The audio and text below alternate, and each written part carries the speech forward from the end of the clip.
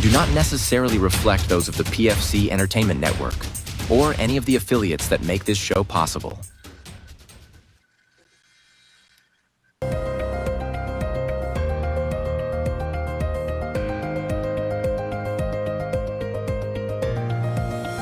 This is the Pure Fury Creations Entertainment Network.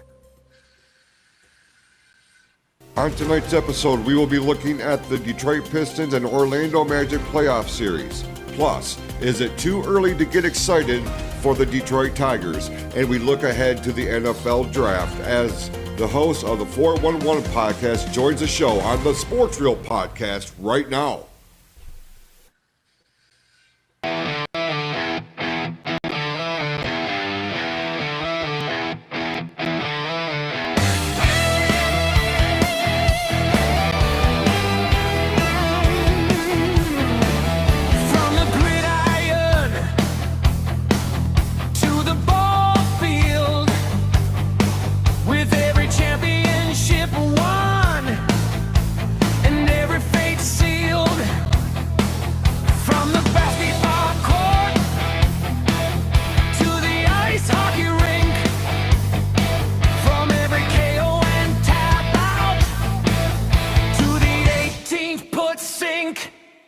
If it's in the headlines, on the first page or the last, it's fair game here on the Sports Reel podcast.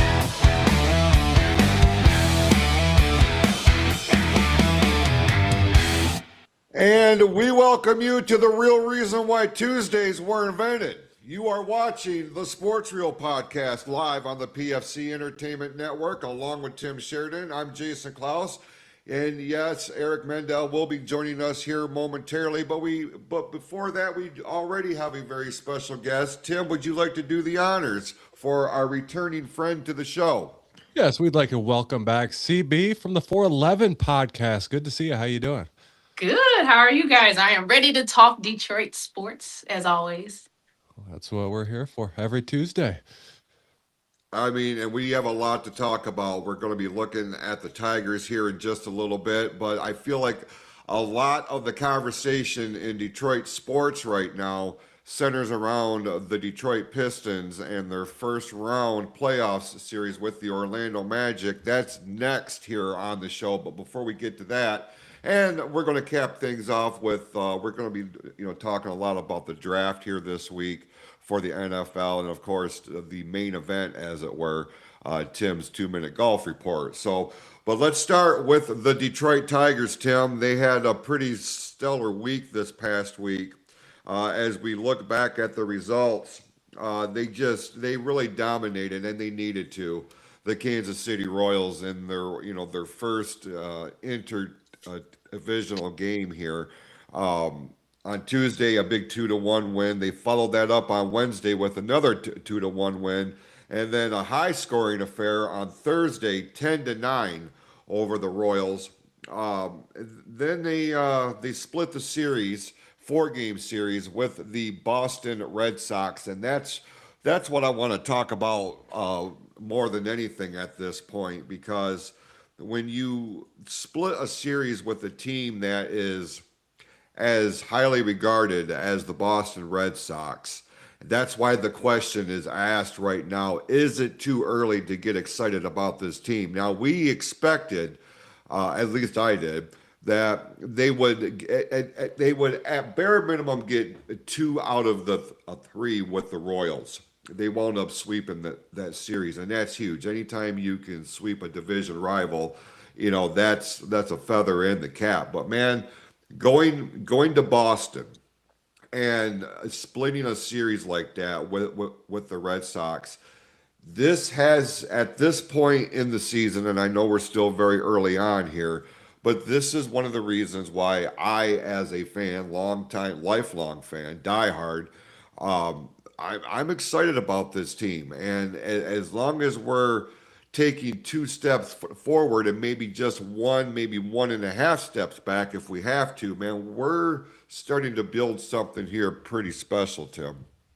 Well, I think they're starting to figure it out, and it's everybody was all a little bit worried because there was such a slow start to the season. But as I said over the past previous couple weeks, I'd rather have that slow start to a season and then to figure out later on than to do what they did last year. Because last year, even though they went deeper into the playoffs, and whatnot, I've said this a million times, like the way that they were so hot leading up to that All-Star break and then just kind of fell apart after that, you know what I mean? Like, I'd rather see a slow build throughout the season, figure this shit out as you go along. And right now, I've been excited about this team right after the season ended last year. Like the excitement hasn't died. I haven't lost faith in them because they had a little bit of a rough start to the year. And look at them now; they're starting to turn it back on. To split a series with Boston is huge, and their starting pitching has been on fire.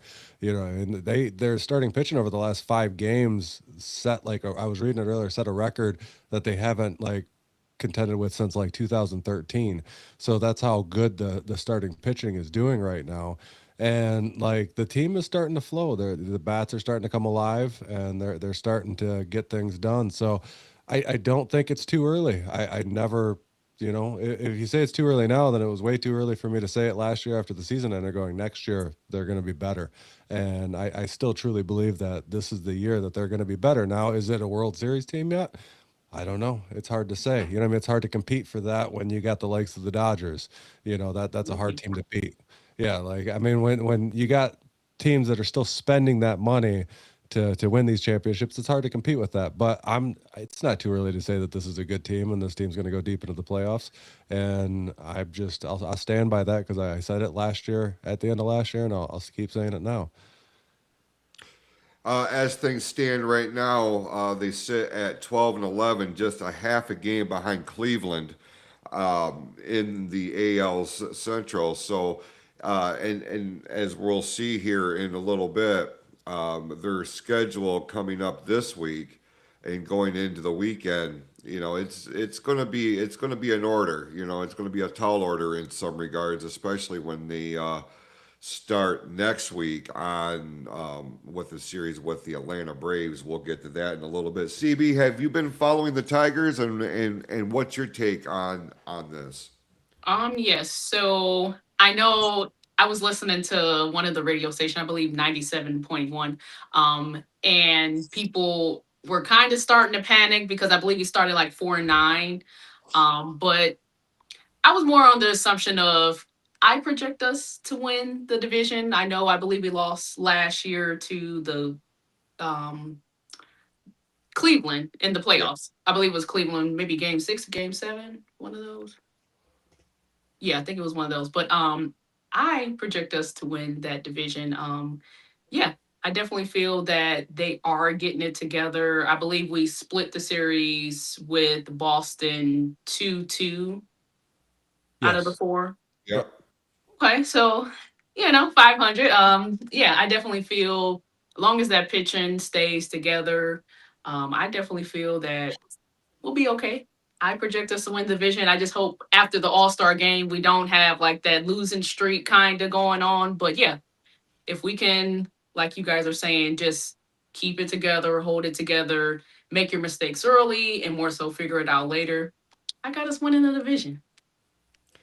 I'm 100% in agreement with you. The only team other than the the Guardians, I guess, because the Guardians have assembled a very good squad. The other team in the division I worry about are the Twins, because it seems like the Minnesota Twins always. I mean, they show up when they have to play the Detroit Tigers. But as far as the Royals and the Chicago White Sox are concerned, I mean they're still, in my estimation, they're a long way from being in any sort of serious contention for the division or a potential postseason hope at this point.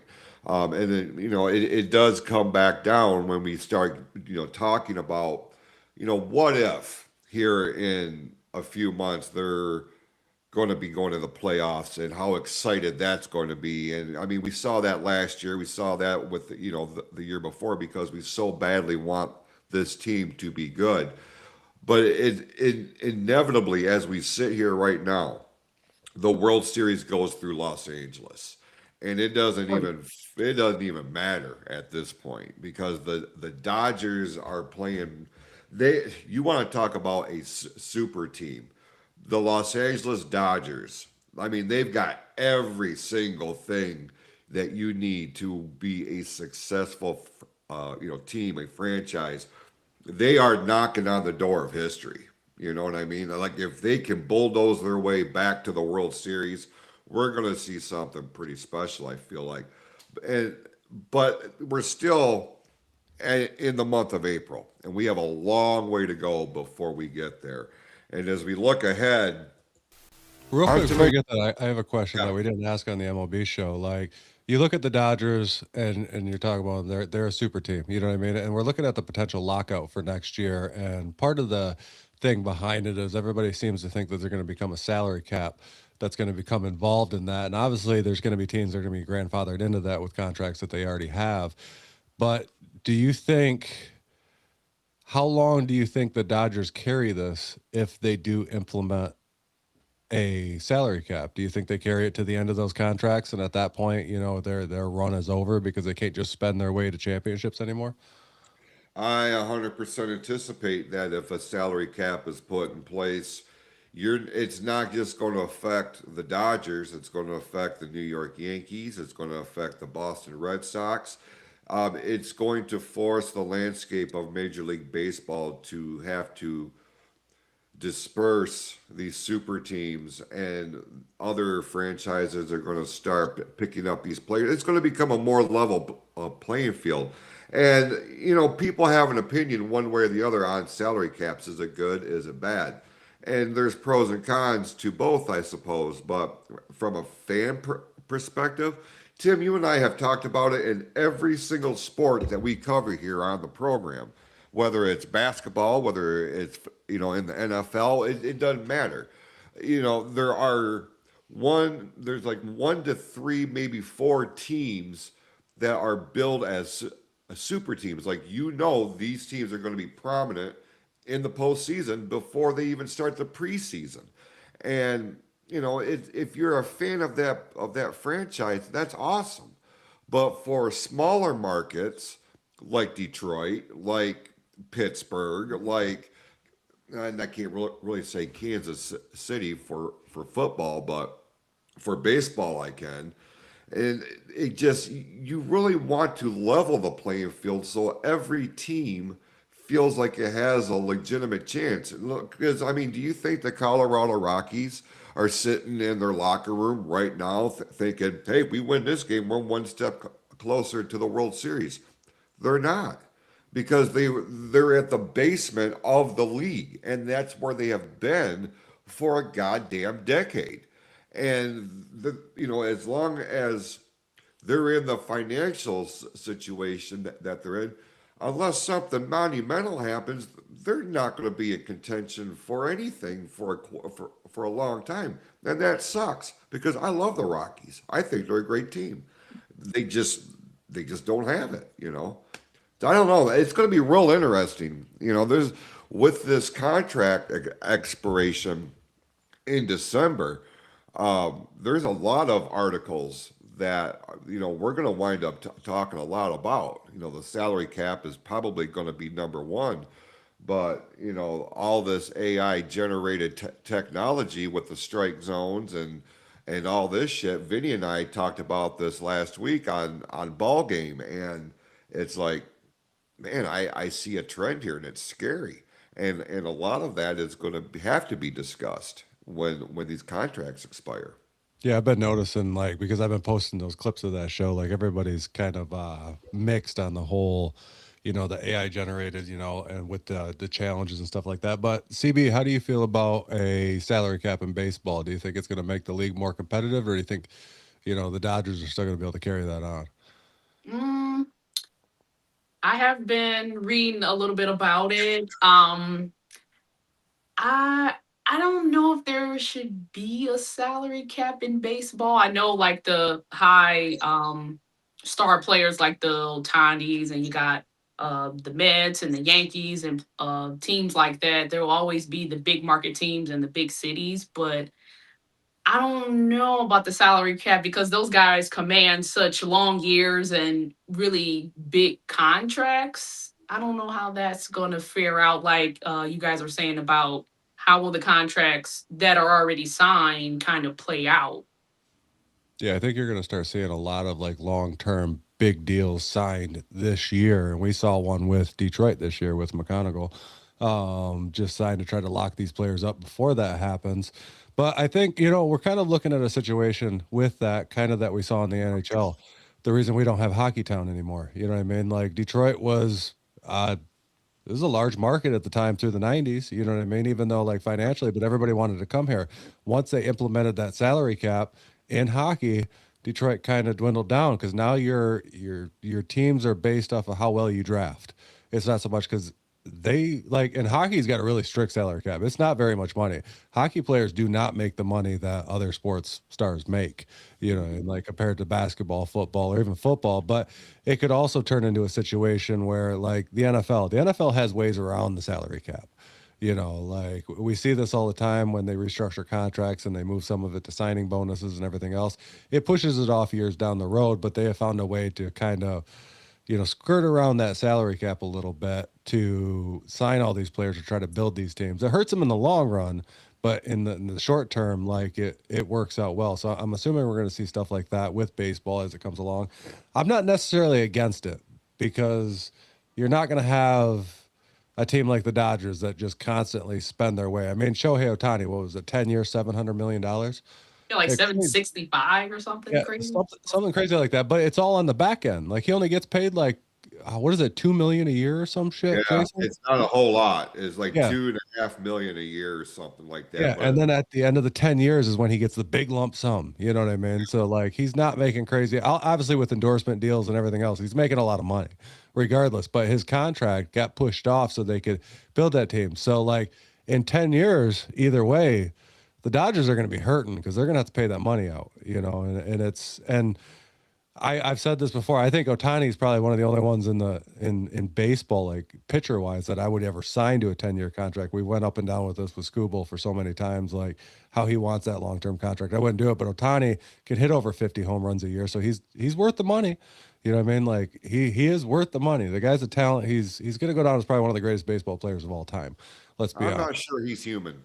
Yeah, I don't know. He's Yeah, another it's one that we insane. yeah, he's another one that we need to test for alien blood. Him and Wemby in the NBA. Like just get a little bit of blood, test them for alien blood because they're not from this planet.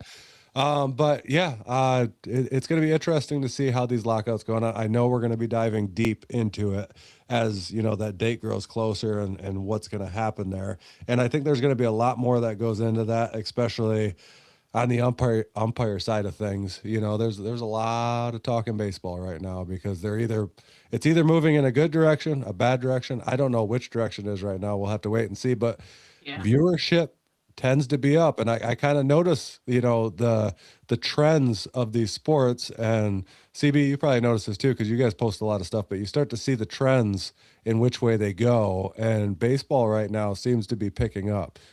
Basketball was getting hot there for a while, it's leveling off. Baseball is now picking up. So like the trend wise, baseball is actually moving up, so maybe it's a good thing. I just don't agree with it because I'm a traditionalist and I like baseball the way that it was, the way that I grew up playing it. Just like Jason, you said on, a ball game, you go out and play baseball now, it's the same way you played it when you were young, but they're trying to change that. And I think a lot of us out there are, a little angry about it, to say the least, but maybe we just need to change with the times. I don't know. If viewership goes up, are they really in the wrong? I'm not sure. I mean, that's what it boils down to, right? Because viewership equals sponsorship dollars. And with so much, because all these games are, they're trending towards the streaming end of the broadcast now. And like they have to make their money some way, they and that's where the revenue comes in. So if it does garner more attention and it does garner bigger ratings and bigger downloads and all this other shit, then hey, I mean you're doing this to make money. You're not doing this as a charity. So I guess bless your heart. I just don't want it to bastardize the integrity of the game. You know what Yeah, I mean? the history Uh, of it. yeah, it's America's pastime for a reason. Mhm. Now, a couple of more things that I want to touch on baseball wise here. Um, One is the schedule this week for the Tigers, just so that we can have a glimpse as to what they got to look at. Here tonight, they start a 3 game set with the Milwaukee Brewers, and then Friday, Saturday, Sunday, they will be in Cincinnati to play the Reds. Tim, we're actually talking about maybe perhaps going down and catching the Saturday game. We're not Oh, sure okay. yet, Oh, but could be a little impromptu road trip down to Cincinnati. They do get Monday off, and then they start a series with the aforementioned Atlanta Braves, who Who are are hot right now. you ain't shitting. They are Yeah. right. They are the one team that is on the heels of the Dodgers, if Yeah. that puts it in Which any is just out of left field because it's the yeah. Braves. You know what I mean? But it's out of left field. But yeah, they are hot right now. But are they catching? Are they on that hot streak too early? We've been there. You know what I mean? It's you got to span this out. Baseball is a hell of a thing, and momentum is a hell of a thing, and you got to catch that momentum at the right time.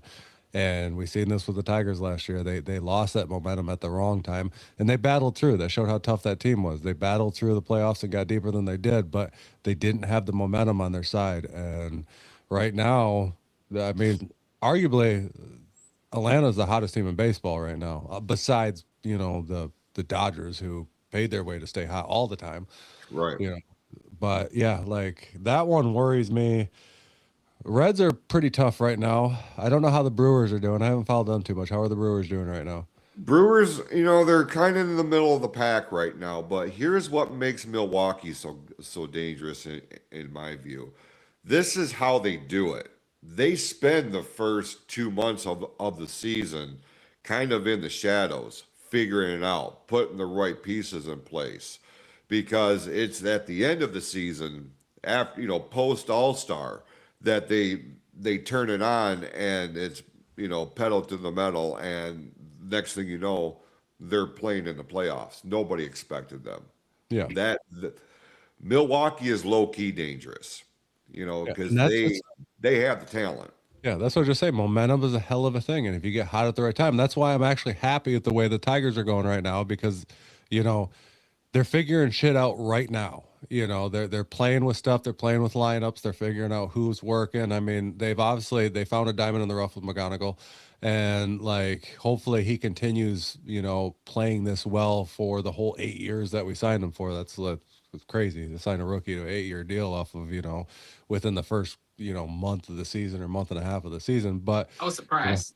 yeah, you're not surprised. We were talking about this on Ball Game last week, and how's this make Scooble feel that they just signed him to a big deal like that for a long deal, and that's what Scooble wants is a long deal. But yeah, like it's I'm glad the Tigers are kind of taking that route this year. The same thing you're talking about Milwaukee. They start off slow, they figure shit out, and then they start getting hot at the end of the season and they make their way to the playoffs because that's the way that you should do it. Baseball's a long season, Right. 162 games. It's Right. Hmm. 162, right? Yeah. I mean, that's a long fucking season and they play a lot. So you might as well figure it out now and not burn your guys out in the first half of the season. So the way they choke after the All-Star break is all I'm saying. So I'm happy with the way they are. Uh, the other thing I'd like to make mention of is I have a buddy of mine who listens to the show. He actually lives in Northern California. We grew up together here in Michigan, and then he wound up moving out to California. And he sent me a message last week, and he's a big baseball fan, and we share the same feelings and sentiments about all the bullshit surrounding the Athletics and their move from Oakland to Las Vegas.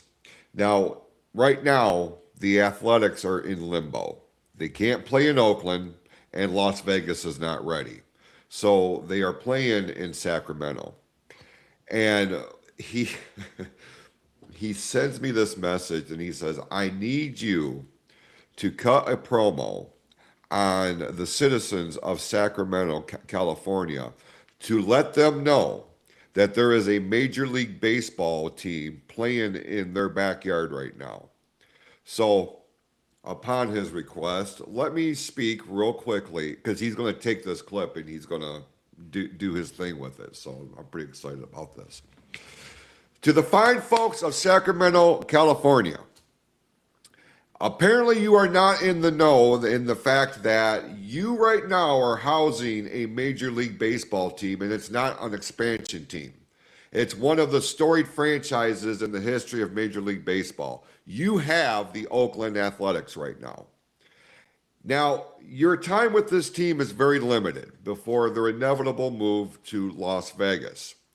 So I do not understand for the life of me why your stadium, although it may not be one of these billion-dollar venues with box seats and all this other shit, you have an MLB team in your neighborhood.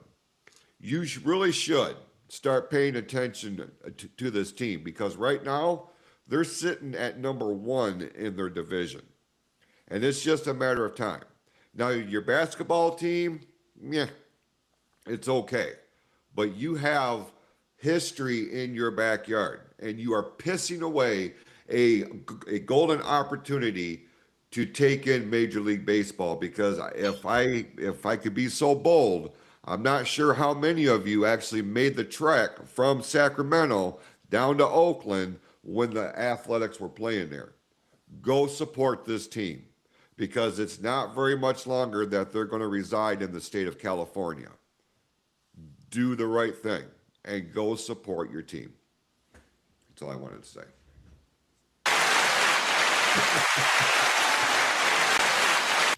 Good promo there. But on that note, let's move on to something exciting or not so exciting because, you know, we lost the other night. But the Detroit Pistons are in the midst of a playoff run right now that I'm pretty excited about, even though they lost the other night against Orlando. They couldn't seem to get their shit together on that night, even though Cade did. Cade put up 39 that night, so he did pretty well. But, yeah, I think Detroit's going to take this series, myself personally. 100%. And as we look at the schedule here for the first round of the playoffs, they will play again in Detroit tomorrow night. That's Wednesday. And then Saturday, it shifts to Orlando. They will play 2 games in Orlando on Saturday and Monday, and then back here in Detroit on Wednesday if necessary. Now, look, this is what I was talking about or alluded to a little bit ago with the Detroit Tigers. And it happens with every one of the Detroit teams. The fan base and how quick they are to hop on and hop off the bandwagon. And also, this is a prime example of why any kind of layoff does not bode well historically for Detroit teams in the postseason. Because we had to sit, well, not we, I'm not on the team. The Pistons had to sit while they figured out who their first round opponent was. And it winds up being the Orlando Magic. Tim, we've talked about the Orlando Magic and why we are low-key somewhat worried about it. And what we saw the other night is a reason why we were worried about the Orlando Magic. Now, what I will say is you got to shake the cage a little bit. And that's where the Pistons have been pretty strong. And I really feel like, you know, come tomorrow night, when they resume this for game 2, you're not going to see the same Detroit Pistons team that we saw on Sunday. This team is going to be laser focused because I got to believe in their mind, they already feel like their backs are up against the wall. And when that happens, man, that's when this team really gels. And when it's nut cutting time, that's when we see the Detroit Pistons firing on all cylinders, all puns intended. Eric, it's nice to have you, buddy. Nice to be here. You know, every other Tuesday I'm a little late, but I'm here. But and take on the Tigers real quick. I think the only reason they split that game with Boston is last game was at 11 because of Boston Marathon.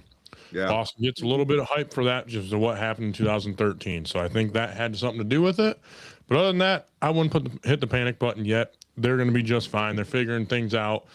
And like Tim was saying, how we signed that rookie, we also have another player down in AAA that's killing it right now. And reality, you might want to bring him up if he's going to keep going that way. Nice to see you, C. Nice to see you. All right. No, you're absolutely right. And, the Toledo Mud Hens have some diamonds in the rough. Oh, yeah. And they're starting to figure it out too. The Tigers are in a good spot right now, and that's why, they stumbled a little bit at the very start of the season. And people that I talk to, specifically at work about baseball, they drive me nuts. They're like, no, this team's dog shit. Blah, blah, blah, blow the whole thing up. Blah, blah. Why are we signing this kid? And why we need, this one guy, he has pro Scooble, man. So you can imagine what kind of conversations we're having on the assembly line. It sounds like we're fucking fighting with one another. You know what I mean? But that's what calm the fuck down. I mean, we are just getting started with this. Yeah. It's not, and we're starting to see that with the Pistons. There is a very loud minority of fans that have already hit the panic button. No, that's it. They're done. They're out in 4. Give me a motherfucking break. Yeah, obviously, you did not watch this team this year, or you're not paying attention, or you're reading some other bullshit narrative by some other bullshit journalist, and it just stop. It's going to be okay, I promise. Fans are funny, man. Like, they are funny people. I just can't with most of them. I feel you 100%. It's nobody needs to be hitting the panic button. CB, you said you've been following the Pistons through this journey to the playoffs. How you feeling about the situation with losing the other night and where they're sitting right now? Yeah, so we kind of had an argument at work. Is this a bad sign or is this a bad game? I like to think of it as this is a bad game. We did sit for 10 days, and then the last 2 weeks we already had clinched, so we didn't really play anything meaningful. I will say what I was worried about is the Pistons' ability to, well, non-ability to not be a great 3-point shooting team. The rest of the NBA kind of averages about 12 to 17 3-pointers.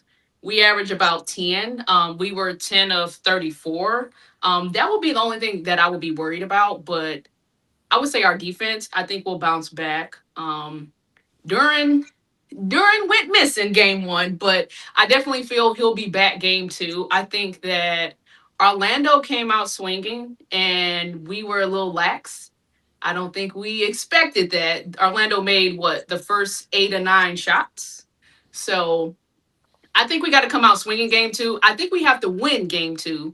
I don't think it's a good idea to go down 0-2 going back to Orlando, but I see us winning game 2. But I think we need to win game 2, though. I feel it's a must win. Yeah. I am 100% in agreement with you. Game 2 is a must win. They cannot lose both games in Detroit. They cannot. That will halt. I mean, halt any kind of momentum. And I mean, that is a psychological hole that they're going to have to dig themselves out of. They cannot lose both games in Detroit. I must win, absolutely.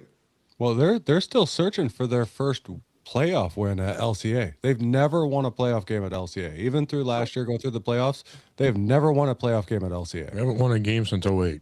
Yeah. We haven't won a playoff game in 08 since at home. Well, yeah, 08, and that was at the Palace. Mm-hmm. So, they are still searching for their first playoff win. There's been no playoff hockey and no playoff wins for the Pistons at LCA so far. Yeah, which is a wild stat. But CB, I can get right behind you. I think the defense bounces back, and as we can see, obviously, we're from Michigan. We watched Michigan go on to win the national championship this year. And as Eric said a million times, defense can win championships. And Michigan had a hell of a defensive game. You know what I mean? And I think that's what won them the national championship was that defense. And the Pistons also have a very good defensive game. And you're right, they really lack in 3-point shooting. And I remember, I think you guys were on the show, you and your brother, the last time we were talking about what the Pistons needed, and this was before, the trade deadline, and we were talking about what they needed in at the trade deadline, and we said a shooter, and they just unfortunately didn't grab one because they've lacked on 3-point shooting all season, so they've been winning games in the paint, which worries me. Just like I said when we were talking last week, Jason, that's why I'm worried about the Spurs, because you got Wemby and you cannot score on him in the paint. So even if we went to an NBA final and we had to face San Antonio, which is my pick to go on the West, San Antonio, because like I said earlier, Wemby's an alien, just like Shohei. And you can't score on that guy in the paint. Like he defends it like any other. Eric, what are your thoughts on all this? Well, I picked Denver, so I'm hoping Denver meets San Antonio in the Western Conference Finals and upsets them. But if you do get Wemby, you're going to be in a lot of trouble. Your defense has got to show up. Duran didn't show up at all. He only got 7 points. He averages about, I think it's 18 points, I believe. But I think we just did not come out ready to go. I think honestly, Orlando's a better team than I think we all think they are. They got very good shooters. They got pretty good defense. They play just like us. I'm not going to say they're going to bounce us out of the first round, but they're going to be. They're not an 8 seed. If they didn't have injuries like they did in the season, they would be a higher seed. They'd probably be a 4 or 5. So they're going to be tougher than an 8 seed because they got their, some of their stars back or some of their starters back that were hurt all season. And it's going to be tough. So Detroit's definitely got to show up game 2, and you got to win it at home. You have to. If you don't win it at home, we're going to be in trouble. Going down 2-0 and heading to Oakland, that's a tough mindset to really get at. And the only way you're going to bounce back from that is if you take 2 in Oakland. Orlando. Oakland, Orlando, same thing. Totally different sides of the country. Both starts with O. Yeah, both starts with an O, but opposite sides of the country. Same thing. But you gotta take at least 1 at home if you're gonna go back. You gotta go 1-1. Well, Orlando. Yeah, they definitely need to break that not winning at LCA in the playoffs. And it makes me nervous because our coach's record in the playoffs is 9-20. Yeah, he has not been statistically good or historically good in the playoffs in the past, but there's always a time to break it, and I think this is the team to do it. You know what I mean? I've been saying all season. I think they can tomorrow. I think they will. I think this is the team that could go to the finals. I picked them to be in the finals, and I think they just had an off game. Well, a lot of our role players weren't shooting very well. Cade shot very well. Cade did what he was going to do, but those players put up those points when Cade was out those couple weeks, and you still got to have those points. You still got to make those points. Don't put everything on Cade. Just because Cade's on the floor, still get those points. At least like half of what you were. Don't let Cade take most of the load. Just make him that role player, and he's going to control the court and all that. But still get your points in. Don't make him do everything, because if we make him do everything, he's going to get wore out, and he could get hurt in the series, and we don't want that. Yeah, No. I think. Go Go ahead, CB. Go ahead. Well, I feel that was Orlando's game plan. It's funny that you bring that up. I feel that they took all of our other players away, including our bench, and said, let Cade get 39, let him get 40. But even Cade, he attempted maybe 16 assists and 4 shots were made. So it was kind of like we can leave everybody else open. They were leaving Jenkins open, Tobias open, even some looks that Duran had, and dared them to shoot. But yeah, I feel that they just wanted to take all of our other players away and let Cade score his 40. Yeah, 100%. And that's what happened. Durham only got 7. He's averaging like 18, I believe. That's a big difference, because if he got those 18, we would have won that game. Yeah, and I don't necessarily like us starting the game with Jenkins. No shade against him, but yeah, he played 26 minutes and he made 1 shot, and he was our facilitator. Mm-hmm. That was very interesting. Yeah, I do think we need a number 2. I think Cade is our number 1, but can I pick really a reliable playoff number 2 at this point? No. No, and I think that's that's the problem of a small market team. You know, and they don't have the money to throw around for that second big name to have a number two. I think they've done well throughout the thing, but we've also, well, I think even when Cade was hurt, this team was, humming along and they were doing quite well. We need to get back to that, and they need to play like Cade isn't out there, even though he's out there.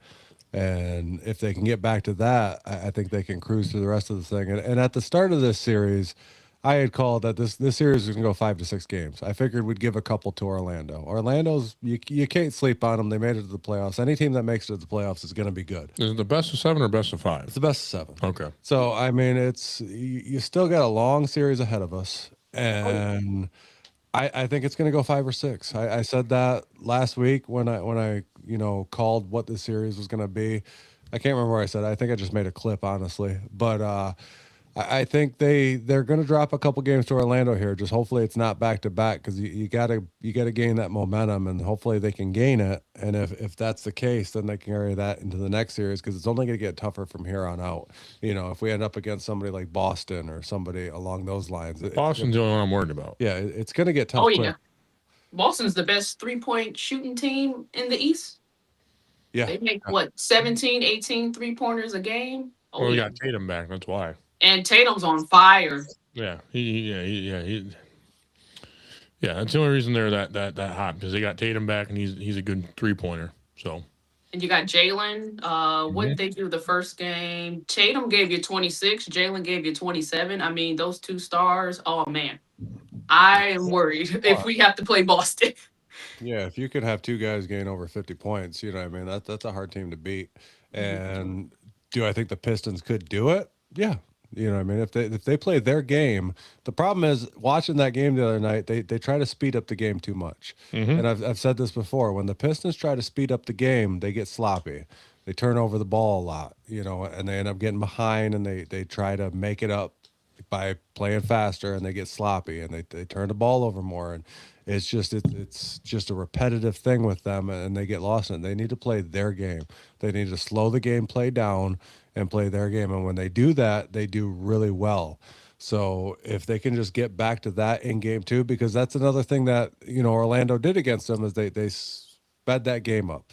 They tried to make them play fast, because when the Pistons play fast, they're sloppy. And if you can get them to do it, you're going to beat them every time. So they really have to take control of that game. And like CB said, they went down quick. You know what I mean? Like they went down real quick in that game, and they just had trouble coming back out of that deficit.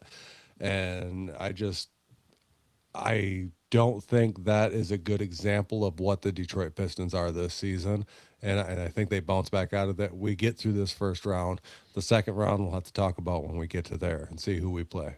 Worry about tomorrow. Don't worry about who we play second round. Let's worry about tomorrow. Get that win and make your way to Orlando and get another one, maybe 2.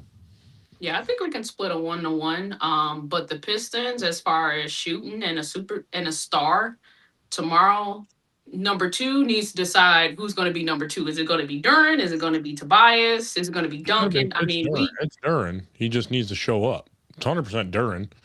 But you need a shooter. You don't need a big man to be your second. You need a shooter. Well, we also need Robinson to stop getting in foul trouble early, because he can shoot the ball. He can. But like in that game, he got wasn't Robinson on Michigan? Didn't he go to Michigan? I don't know. Did he? I think he did. I believe so. Jason, Google that. I think he did. Yes. Yeah. I believe he was on that 2013 or 2018 team. Yeah, he could made it to definitely the finals. shoot the 3, but he got in some foul trouble early on, and they had to take him out of the game for a little bit. But yeah, if he can get hot, also, you know what I mean. Like that's another one. If you can get him on the outside, you get him open. He can get hot. He can shoot. So it's just taking advantage. A lot of our guys can shoot. They just gotta get those looks. Well, I don't know, man. I'm still I love Cade, but Cade's not a good 3-point shooter at all. No, he's definitely a better jumper, and he controls the court very well. But he can shoot the 3 pretty well. But I don't know. I don't think you need a 3-point shooter. I think if you can play good defense and you can get your points in the paint, besides when you play Wemby, because he's a fucking alien. But yeah, Scott filled us in. Robinson went to Michigan. Yeah, thank you, Scott. Thank you, Scott. But you're the best, Scott. Yeah, so it's it's play your game. I got faith. Don't play Orlando's game. Play your game, and you'll win. I got faith, but we also lost in the paint the first game. We got outscored 100%. 34-54. We 3-pointers. So yeah, we definitely got to pick it up. We definitely got to pick it up. But I got faith. We'll split a 1-1. We'll go back to Orlando. Momentum on our side. But yeah, Yeah. If we you need a go- number 2. Yeah. Yeah. And that's something that, I mean, we're looking at, realistically, are we looking at a championship team this year? Maybe. Always could be. You know what I mean? But always start looking at next year too. What could they grab to make this team better? You know what I mean? With the draft and whatnot. Oh, there's a lot of good players in the draft. They can get definitely a good second in the draft, and he'll be just fine. Yeah. You just have to. The NBA is another funny one. Let's worry about right now. They're in the playoffs right now. Let's worry about right now. Let's worry about the draft when they get knocked out. Man, I always look to the future. Future's unpredictable. You might not make it until tomorrow, Tim. Don't say that shit. I'm just being honest.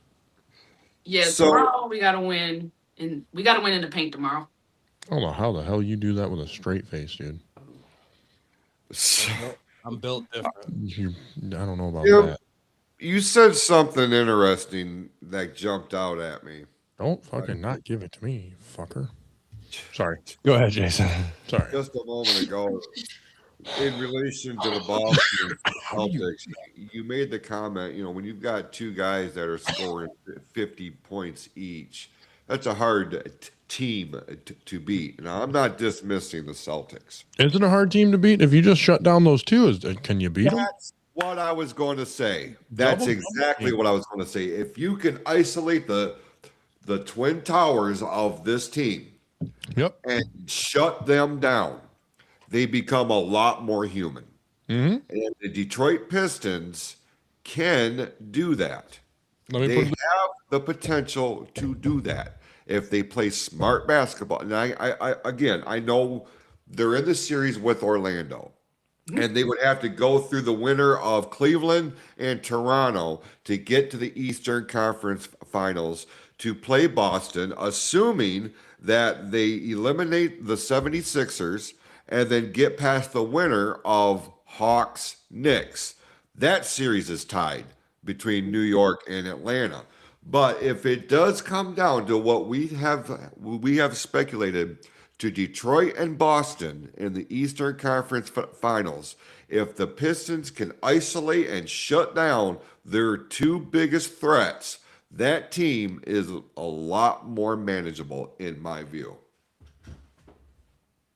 I would say yes to some extent. The only thing with Boston that when you do have two stars like Tatum, you got Brown, it's very rarely that both are shut down. Now, sometimes it's usually like a one or the other in the playoffs, but I would say with Boston, the role players are really nice and they are deadly 3-point shooters. Yeah. So that's the only thing that I will be worried about. Boston's defense is pretty decent too. They got ability to run you off the 3-point line, force you into hard shots. But it's definitely possible. I think that if the Pistons lose to anybody, it will be Boston. If they don't come out the East, it's going to be, I feel because of Boston. My brother feels because of Cleveland, which Cleveland is another nice one too. But Boston has that Pritchard, that 3-point shooter, Tatum, Brown. Oh yeah. Let's take I totally understand that. And look, Boston is not just a two-headed monster. This team is They got a squad. Yeah. I mean, they're not in this conversation by accident. Like they're not fucking around here. Like they are a legit team for sure. Let's look real quick at how the playoffs stand right now. Pistons, Magic, obviously, or Orlando with a 1-0 lead in that series. Cleveland has a 2-0 lead over the Raptors. I mentioned the Knicks and Hawks are tied at 1 game apiece, and Boston has a 1-0 game over the 76ers. Game 2 is here tonight at 7 o'clock on Peacock. And then on the Western side, OKC has a 1-0 lead over the Phoenix Suns. The Lakers with a 1-0 lead over the Houston Rockets. Now, I can't believe I'm going to say this. I I really can't believe I'm going to say this, but my disdain for one particular player has has me damn near low key rooting for the Lakers to eliminate the Houston Rockets. So I never thought I would say that's like saying I'm rooting for the Yankees, which will never happen to fucking again.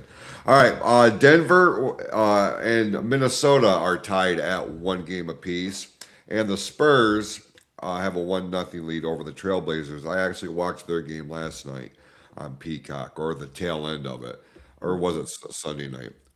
Game one, I was able to watch a little bit of.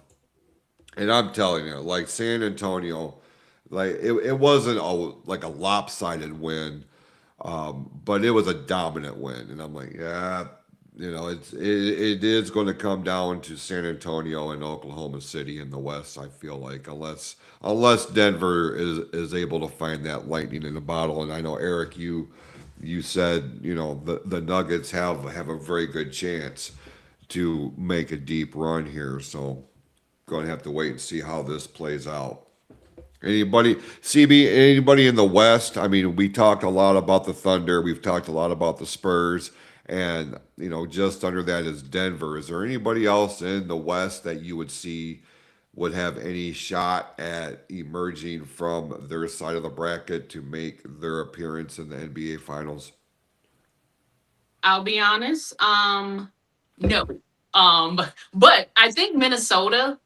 I think Minnesota is going to win that series with Denver. Do you really? Oh yeah, that Ant-Man had an injury, but he gave you 30, and he's just getting back from that injury. Oh, Ant-Man is going to heat up. I feel a 45 point game coming game 3. I feel like if Minnesota was to eliminate Denver, and apparently we've lost Tim and Eric, I'm sure they'll be back on here in just a moment. Um, I feel like that would be something of an upset, because there's been a lot of stock in the Denver Nuggets, and they have I don't want to say they necessarily kept up with San Antonio and OKC, but they have demonstrated that they are a team to be taken seriously, and historically Denver has not been a powerhouse in the NBA. Minnesota can be said, the same can be said. And Minnesota Timberwolves is one of these teams, and I don't know if it's because I have family that live in Minneapolis, but I have found myself kind of paying attention to this team because I low key want them to be good, and I don't know. Me personally, I wouldn't be mad if the Timberwolves found a way to Jason. advance. What? Oh, you can hear us now. Okay, I was yelling your name for a fucking hot second. You couldn't hear us. That was really making me mad. Our audio Yeah, we dropped. lost you guys. Yeah, no, I had to back out because our audio just we were sitting here trying to talk to you guys and nothing was coming through. So I don't know what happened. So I had to log back in. Literally, you were bringing up how Boston's big 2 and all that, and to shut them down. I was like, back in 04, who picked to win the championship? It was Lakers because they had Kobe and Shaq, but we showed up and beat them. We shut down their 2. Yeah, I don't know if that's gonna happen this year. The Boston I'm watching. You had Kobe and Shaq. Those come on. Those were the 2. Those. Yeah, come on. We shut them down. I think we can shut them down. We'll see. I mean, I always have faith in the Pistons. I just don't think to make a deeper run, we have the offensive firepower. That's where I'm worried. I don't think I'm really worried about the defense, but the offensive firepower. I don't like our chances going to the Eastern Conference yet. We got to get somebody in the backcourt with Cade. Yeah, and I mean, do they have those people? Sure. Are they reliable? Fuck you, Tim. I don't know if they're reliable yet. Why are you getting all mad at me? Because your comment. Because you said we were talking and you can't hear is Shut up. we You know what I all meant to be say. right back. Fuck off. Like that shit doesn't even make sense, bro. Like what the fuck Hey, language Eric, are you speaking? I don't want to be that guy, brother, but it's because I like you and I don't want you to be ridiculous in front of the world. But you got some shit on your hat there. I don't know. No, there's something great on my hat. They won the natty, so fuck off. All right, real quick, and I know we want to move on to the NFL portion, but before we get there, let me just highlight here real quick because the NBA playoffs are not the only postseason going on right now. The Stanley Cup playoffs are going on for the National Hockey League. So real quick, over on the eastern side of things. That's Really? all I gotta say. Our Red Wings aren't there. I don't give I a know. shit. Yeah, the Red Wings are out. Didn't we finish 6th, I believe, in the division? Something like that. Yeah, I did. They suck this year. Jason, go ahead. Buffalo Sabres with their 1-0 lead over the Boston Bruins. Montreal has a 1-0 lead over Tampa Bay Lightning, so that makes me happy. Look, Tim, no Pope. Carolina Hurricanes have a They're gonna 2-game lose. lead over the Ottawa Senators. And listen, this tickles me to no end. The Philadelphia Flyers right now have a 2-0 lead over the Pittsburgh Penguins, and that's the eastern side of things. On the western side, Colorado Avalanche have a 1-0 lead over the Kings. Dallas Stars and the Minnesota Wild are tied at 1 game apiece. Vegas Golden Knights have a 1-0 lead over the Utah Mammoth, and the Edmonton Oilers with a 1-0 lead over the Anaheim Ducks. I actually watched the majority of Edmonton and Anaheim last night, Eric, and goddamn, bro, like the playoffs, the Stanley Cup playoffs bring out an intensity within the NHL that is virtually unmatched. And I think that's why I have said, and I've gone on record, and I know it's a source of contention, and I respect that, but I have gone on record and said that the Stanley Cup Finals to win the Stanley Cup in the NHL is the hardest, physically hardest game that you can play to win that sport's respective title. And what I saw last night with the Oilers and the Anaheim Ducks, man, like there's not a long running rivalry with these two teams, but bro, the intensity that these two teams were playing was off the charts. It was a damn good game, and I was glad I tuned in. You're playing for the Stanley Cup, and it's the only trophy in sports that you get your name engraved on it. Yeah. Tell me how that doesn't bring out intensity in you. Tell me how that doesn't light a fire in under your ass after playing an 82 game season, I believe. Yeah. Tell me how that doesn't light a fire on your ass. Come on, that is your name will be on that thing. Granted, they take a ring off and all that because they can't let it get too big. It's gonna be on that trophy forever. How do you not have an intensity to it to know you can have that? Especially with Connor McDavid losing it the last 2 years in a row, knowing that Florida's out, that his kryptonite is out right now, knowing that this might be his best chance. But the Wild are getting wild. They're definitely a team to watch out for. I'd see the Western Conference Finals being Minnesota and Edmonton if they don't meet up before that. I've not looked at the bracket, so I don't know. But if that's the Western Conference Finals, I will be tuning into that every game. And You honestly, said Edmonton and who? the Minnesota Wild. Oh yeah, they could conceivably be in. That would be one of probably the best Western Conference Finals ever. And then my team in the East, I'm honestly picking Carolina. They are playing very great hockey and they are tough. But I could see it being the Sabres and Carolina. That'd be a hell of an Eastern Conference. Yeah, I could see that too, 100%. If those four meet in the conference, I will tune into all those games. Listen, the Eastern Conference has been kind of dominated, not dominated, but the last handful of years, I mean, it's either You, been Tampa Bay Lightning or it's been the Carolina Hurricanes or the you know what I Florida. love though? You know what I love though? That Pittsburgh and Philly are playing each other. I know, isn't that great? That is such like there's more to that than anything because they're just they're in the same state. They want to win. They want to have that bragging rights. So, I got into a conversation and I expressed why I felt the way I did about this series and things of this nature. Stemming from, some of the bullshit that goes on with the show here. And I said, look, because there is a Pittsburgh fan that I'm friends with at work, and I said, look, I'm going to tell you right now, if the Flyers sweep the Penguins, I promise you the next day I will go on NHL.com and I will order a Flyers hat and I will wear it on the air Hell because yeah! that would just tickle me to no end. Get me one too. Get me one too and ship it to my house. Fuck it, do me better. Get me a jersey and I'll wear it. I'll pay you back. Oh man, yeah. It's look, I don't like the Flyers that much. They're actually a team that annoy me more often than not. I don't. I've just never been a Flyers fan. I'm more of a Flyers fan than any other team in the East, honestly. More so than against Boston. them. Yeah, I hate Boston. Do you? Why would I like them? They're original six, and I don't like them. I don't know. Probably just because of the legacy. It is a good legacy, yes, but also, the Red Wings and Boston have had quite a few. It's a decent rival. Yeah.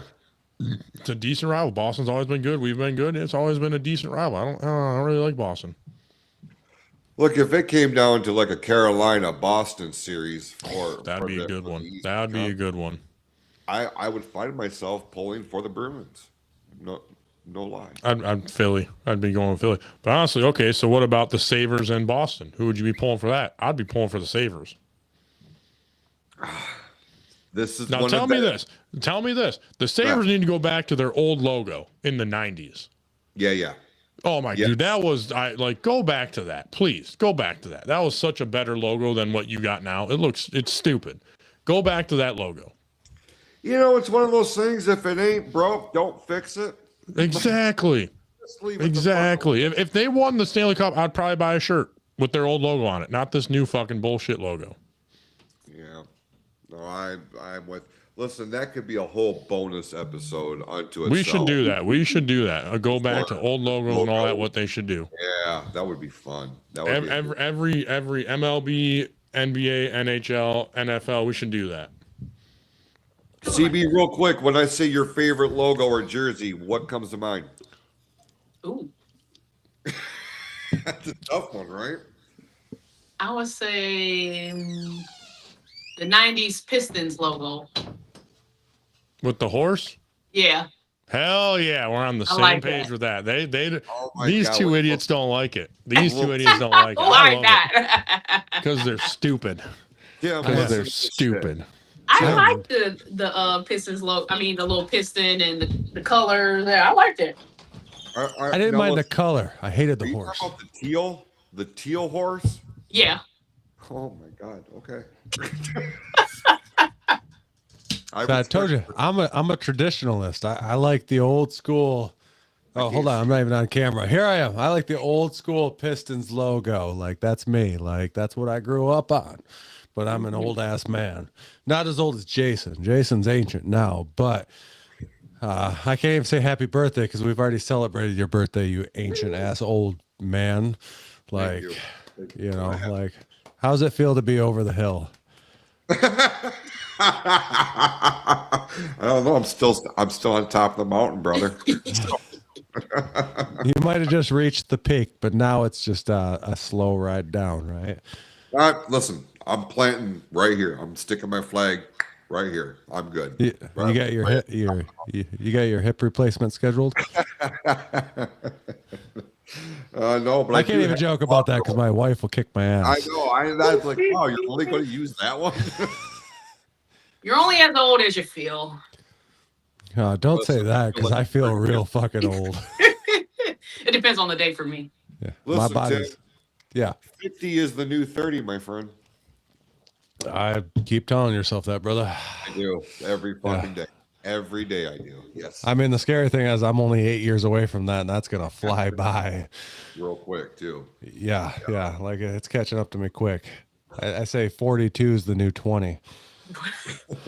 Whoa, that's a big discrepancy. All right, Tim, real quick, your favorite logo or jersey of all time? Favorite logo or jersey? God, now you're hitting me up on the spot. Like, you know what? My favorite logo of all time is the old school Tigers. Yeah. Like the 80s Tigers logo. I dig that. My favorite jersey of all time. I can't even say all time, but I can tell you the jerseys that I like. I like the and I know I'm gonna get some hate for this, but the Buffalo Bills whiteout jersey last year, like that was slick. Like that was probably the best looking NFL jersey I've ever seen.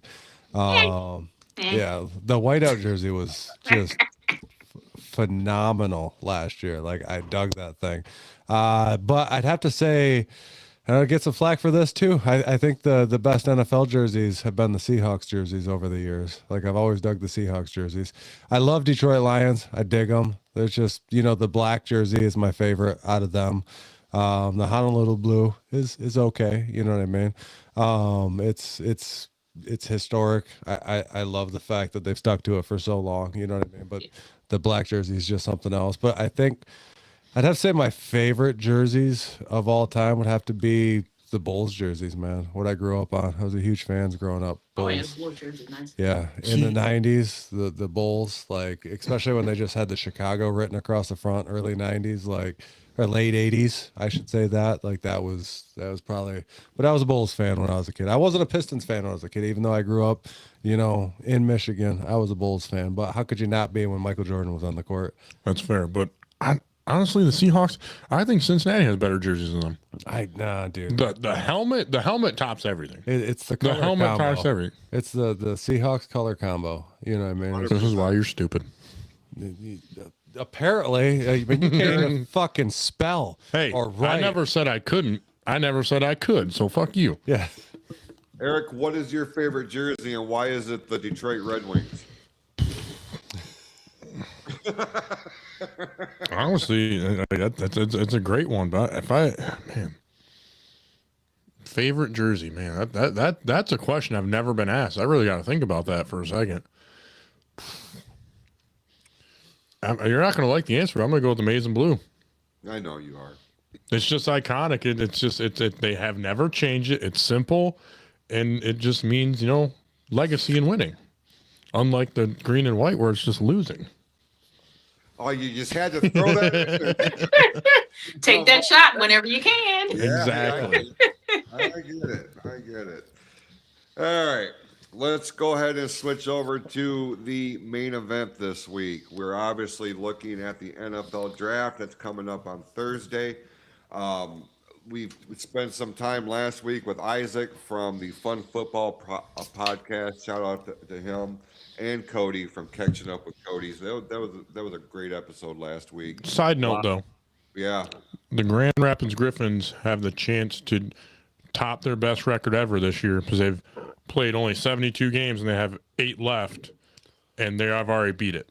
So, but they've already topped their record. So, yeah, only 72 games played. They've topped their best record. So they don't have the chance. They did. I'm sorry. Fuck off. Fuck off. And their goaltenders won the best pair of goaltenders in the AHL, I believe it is. Mm-hmm.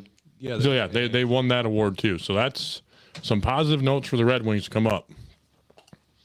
All right. Very good. All right, let's switch it over to the National Football League. One of the most anticipated events of the year happens this week on Thursday with the first round of the NFL draft. Tim, I'm going to turn this over to you, let you navigate this conversation. I know this is something you and Eric and CB have been looking forward to. You guys all right? Yeah, no, Eric is just looking to like mute my fucking mic. Yeah, or I was something. gonna fuck with him, but he caught me.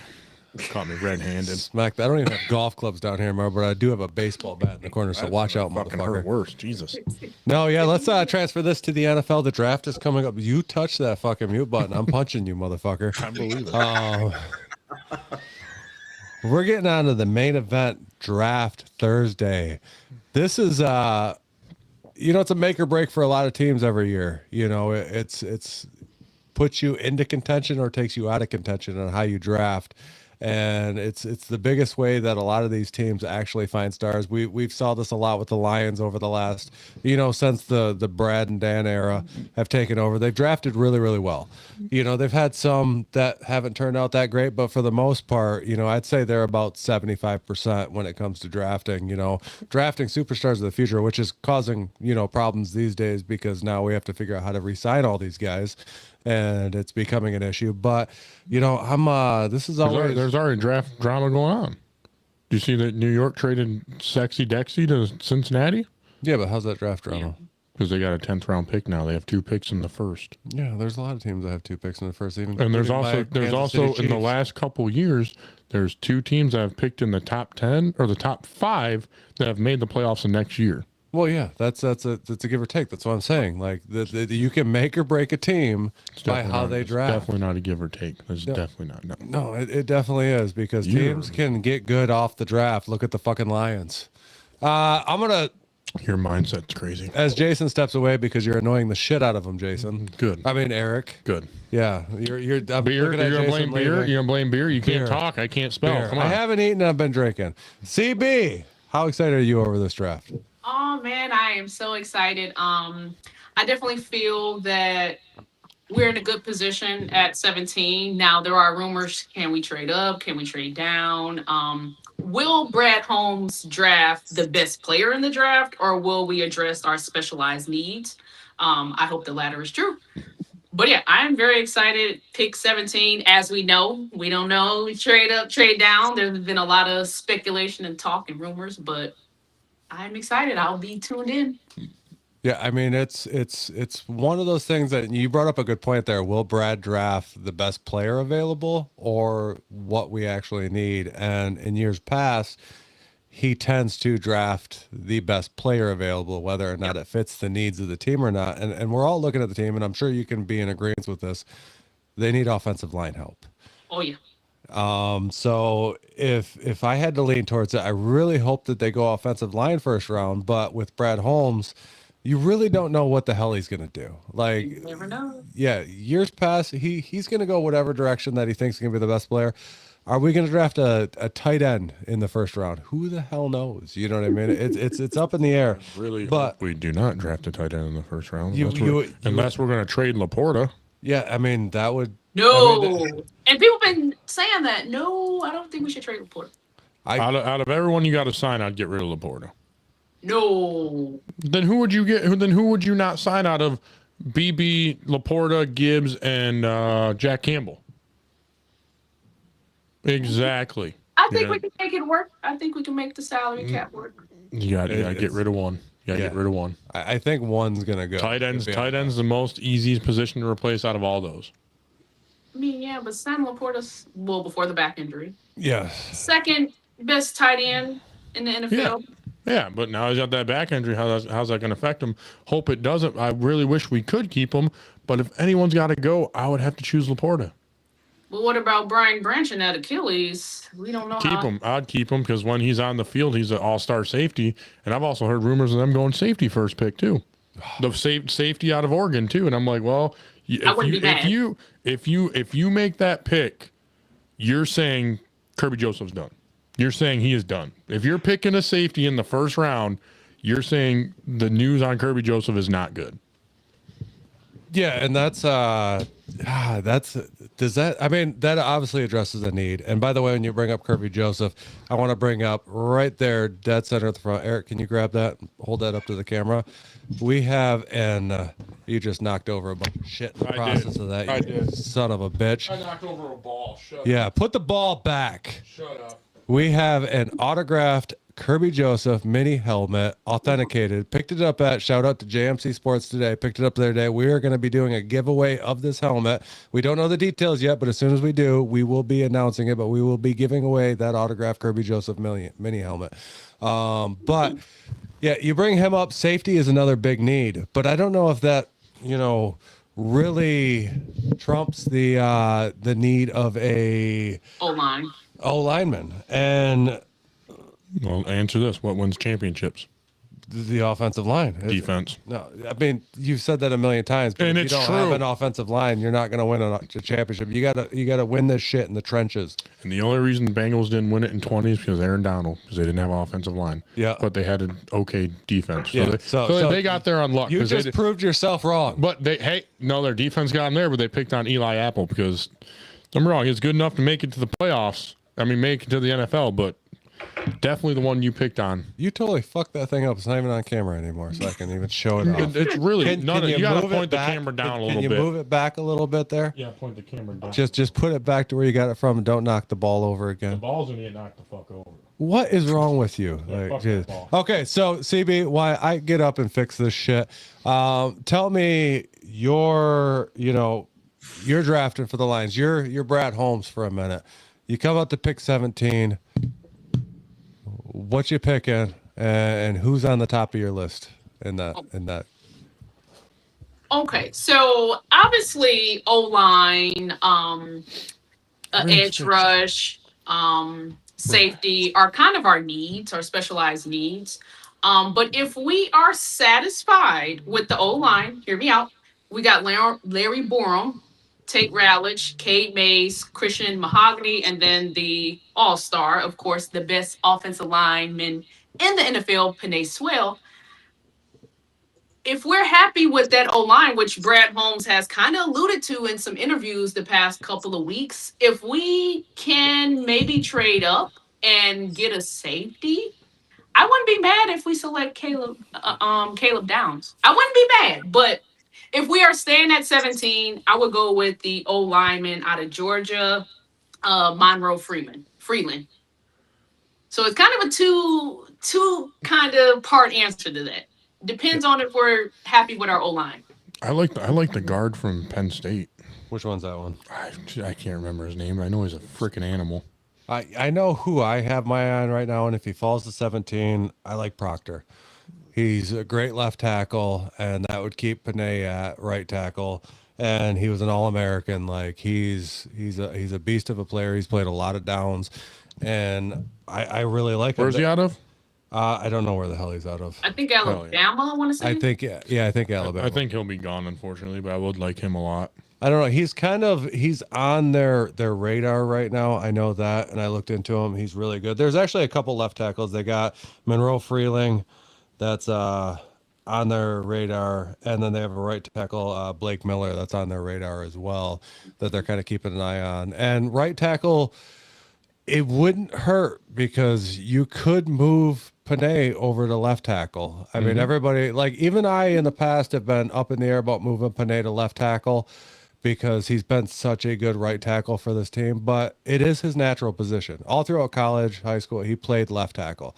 Penei is a left tackle that got moved to right tackle because we had Decker, and he shined at right tackle. I could only imagine that he's going to do just as well at left tackle, even though he hasn't played it, in a handful of years. I think he could do well there. So I wouldn't even shy away from picking up a right tackle for that, the simple fact that Penei can move over to left tackle. And I think the rest of the line, I think you brought up Borum. I think that's a depth piece, that we could possibly use during injuries and stuff like that. I liked Cade Mays at center.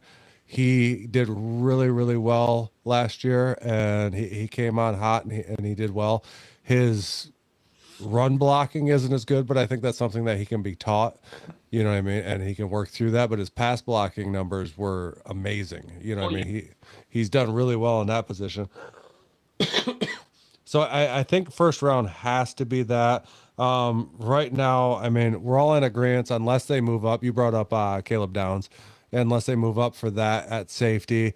Now, I don't know what it's going to take to move up. Like, what are they going to have to give up to move up? You're limited on picks. You don't have a third rounder. Do you give up the second to move up? Like, what would you do in that position? I would say if we can move up maybe from 17 to 13, where we don't have to give up much, I would do it. But anything higher than 13, another team is going to want half of our kitchen sink, so I wouldn't do it. But if Caleb Downs is maybe on the board around 13, which he might be gone. The mock draft is so hard to place people. Some people got him in the top 10, some people got him in the top 15. If we are able to move up a couple slots and maybe give up a third or a fourth, I would be okay. But if we got to move up too far, let's just stay at 17, guys. Yeah, who's got Jason? Can you look up who's got 13 right now? Stand by, Tim. It's funny you say that because I was just pulling up who was drafting when. You said 13. Rams. Rams. Ooh. Who did they get that pick from? Oh, Atlanta. they got that. They got that one from Atlanta. Who, So you'd have to trade up. what- The Rams might make a move, to be honest, because they have 2 first-round picks. Obviously, they're going to have, what do they got, 29 or 28? I think it's 29. It's 29. Yeah. Yeah. So you might be able to make a move on that. But giving up the scary thing about, like, to move up to 13, what is somebody going to want? We don't have a third rounder to give away. We have 2 fourth rounders. You We only gotta give up Sam Laporta. I wouldn't give up Sam Laporta just to move up, to be honest. You'd have to get to move up and a player. If you that's do the that case, for sure. Yeah, you do that for sure. you know what I mean? And, it's we've already picked up another tight end that we got Conklin in already in the offseason. He's a great block tight end. You know what I mean? He can block really well. So I feel really good with that pickup. And we don't know how Sam Laporta's going to come back yet after that. He just had, spinal surgery this past year. How do you bounce back from that? What's he going to look like? Is he going to be the same guy that he was before? I don't know. So, I'm kind of in agreement there. I don't want to see Sam Laporta go. But I don't either. Out of all those guys, CB, you brought up Brian Branch with the Achilles. Guys bounce back from the Achilles now, Back pretty surgery easy. is different. Yeah, back surgery. You mess your back up once, it's never going to be the same. And if you mess it up again, you're Not always the case. No, it's sometimes not. if you get a really good surgeon, which these guys are going to get, the top of the line surgeon. top of the line Yeah, surgeon, top of the line. sometimes you can bounce back, no problem at all. But sometimes, I've seen people with experience in the past who've had spinal surgery done that were never the same ever again. They could never walk, right without a cane afterwards. I doubt that's the case with Sam Laporta. He's probably already working out. He's probably in great shape. You know what I mean? Otherwise, what would be the trade value in that anyways, even if he wasn't at that point? So you wouldn't be able to trade him at that point. But, to move up to 13, I think the Rams would make that move, but what would you have to give up? You know what I mean? Would you feel comfortable giving up, a fourth rounder? I don't know if I'd give up the second rounder because, they got pick 18 in the second round and they don't have another pick till 118. So there's 100 players going out of the draft in between the second round and the fourth round without having that third rounder, which we gave up last year for Tesla. So, this is the second year in a row, I think, that we've gone without a third round pick, which is you can get some value in the third round, and we're going to be setting out the third round again. I can't even remember, the Chiefs also. I've heard rumors that the Chiefs plan on moving up. Yeah. And I hear that. yeah, and I have a feeling they're going to be moving up for a tackle also because they have also a need for a tackle because they just let Taylor go. They let him walk off the team, just released him. So they don't have a right tackle currently. So I have a feeling they're going to be moving up for a right tackle. Now, whether it's, there's this. And a receiver. They do need a receiver. But honestly, They need one. I think they're going to be moving in a little bit different direction this year. And I think with signing Walker, it's kind of showing that they might be transitioning into a little bit more of a run team. And they haven't really been that in the past. And I've made that argument that I've been super excited. And I want to ask you this, CB, how do you feel about the Isaiah Pacheco signing?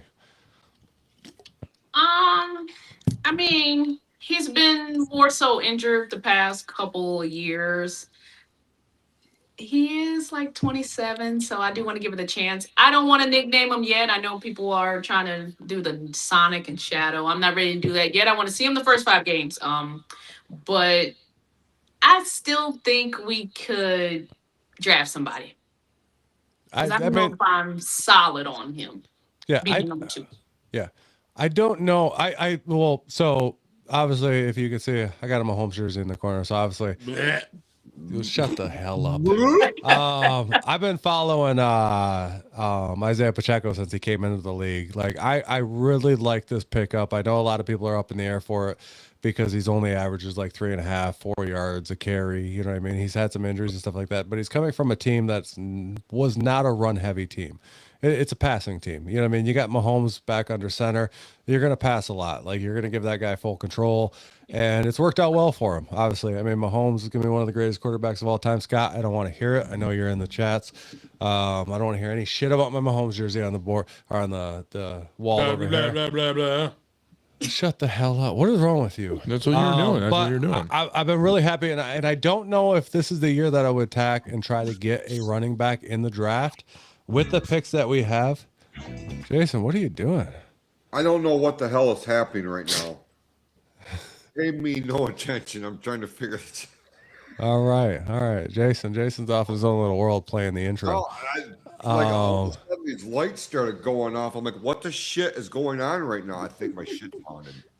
Mine is too. Ours dropped audio earlier, and I had to come back in with a whole different setup. But so like we have some bad latency right now, and it doesn't show it right now, but it'll show it in the thing. But I don't know if I would go running back in this draft. Obviously, round one, we're all in agreement.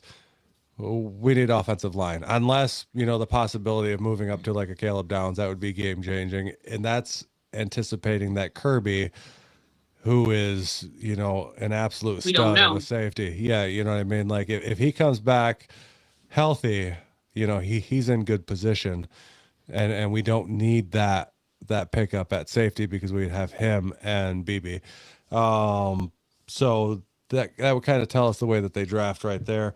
Moving into round two, you brought up edge earlier. That's obviously another strong need. Is that kind of, in round two, do you think there's going to be an edge available that is good enough to pick up at such a high position in round two at pick 18? Well, if he's still on the board, Michigan guy, of course, Derek Moore. I would like to see us get that edge. Maybe if TJ Parker is on the board, I wouldn't mind him either. But yeah, I definitely feel we need to edge the next pick. I would like one of the two. I feel you. You guys got any thoughts on this? I agree with her. You need an edge, but you need someone because you let Muhammad walk or go, so you need someone that can complement Aiden Hutchinson.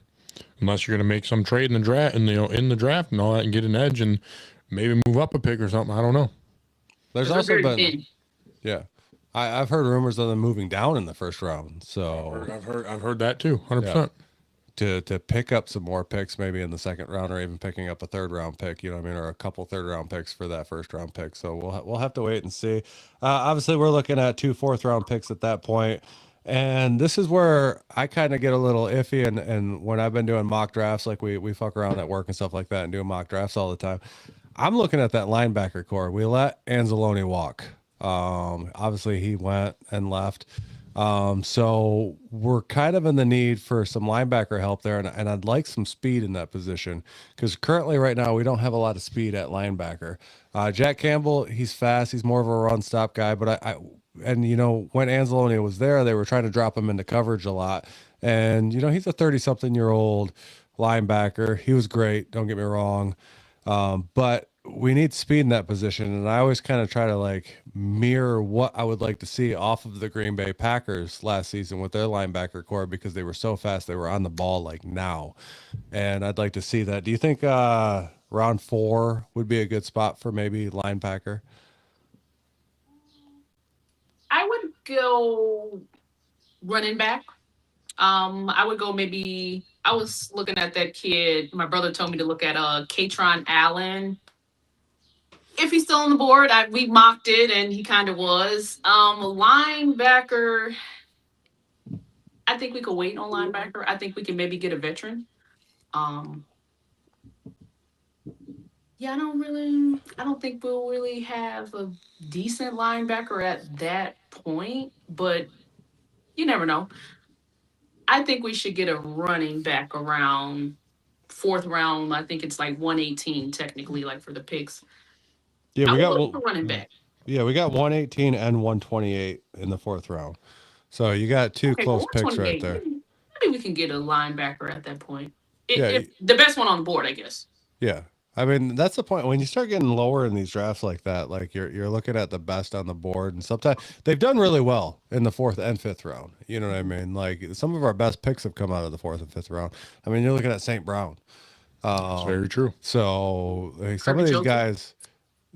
guys, Joseph, he's not wrong. yeah, Kirby, and that's an all pro fucking safety right there. That was sitting there, and once again, shout out to the Kirby Joseph signed mini helmet we're going to be giving away here eventually once we figure out how we're going to do that. But yeah, and then we're looking at we got 2 5th-round picks. We got 157, 181, and right now you're kind of getting into the area of you're grabbing guys, and are they going to actually play for the team? 5th round, probably you get into the 6th, 7th. Some of these guys don't even. Oh, Rodriguez was a 6th round pick. Rodriguez, just say that. He was a 6th round pick, and he's made it a couple years, and he's got a decent contract. So you can find some decent players in the 6th round. You just got to get the right ones. Yeah. Yeah, I have us at that point. Let's see, because that would be maybe the 5th or 6th round. I think there you're probably looking at corners.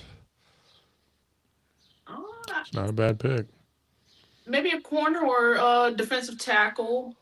I have mocked Zane Durant, Penn State. Okay. I saw a little bit of tape. He looks pretty decent. Yeah.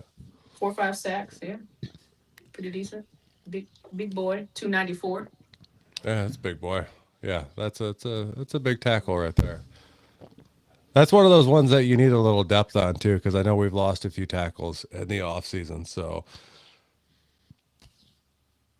and that's the thing right now. We're looking at, we're talking about offensive line in the first round. Like, where is our next biggest needs? And a lot of it comes on the defensive side of the ball with everybody that we've lost in this off season. Whether it be Anzalone.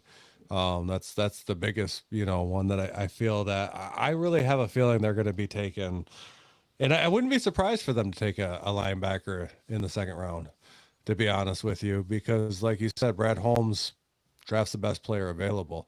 I still firmly believe it's going to be a tackle in the 1st round, but who the hell knows? But yeah, big needs, at linebacker, corner, another one.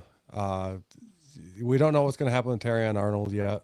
Like with all his issues, honestly, like the off the field issues, is he going to be able to even play this year? I mean, I haven't heard anything official of his court cases in Florida, but I mean, everything I keep reading is, some crazy shit about kidnapping and all this other crazy shit. Like, what is the deal with Terrion Arnold? Give me your thoughts on Terrion Arnold.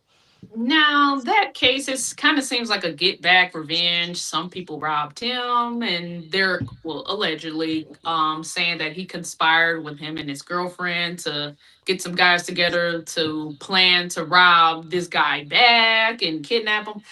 But I mean, he hasn't been named in any indictment.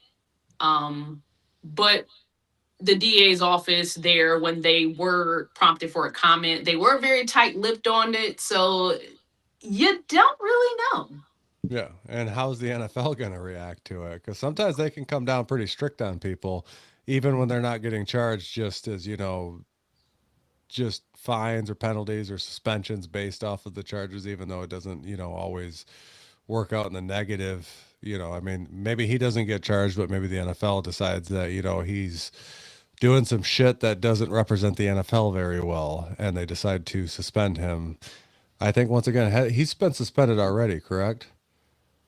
I don't think so. No, I think that was Jameson Williams. That was Jameson. But that was all gambling shit. It was gambling on golf, for God's sakes. Like, it was a technicality. And the Chiefs player, what was his name? Rice. He hit somebody and fled, and what did he really get? A couple games? Yeah, but he's got some more stuff that's coming out on him right now. So we'll have to see what Rashee Rice gets out of that, because that's another one that, like, Rashee Rice is a big piece of that offense, even though he got injured by Mahomes there a couple years ago.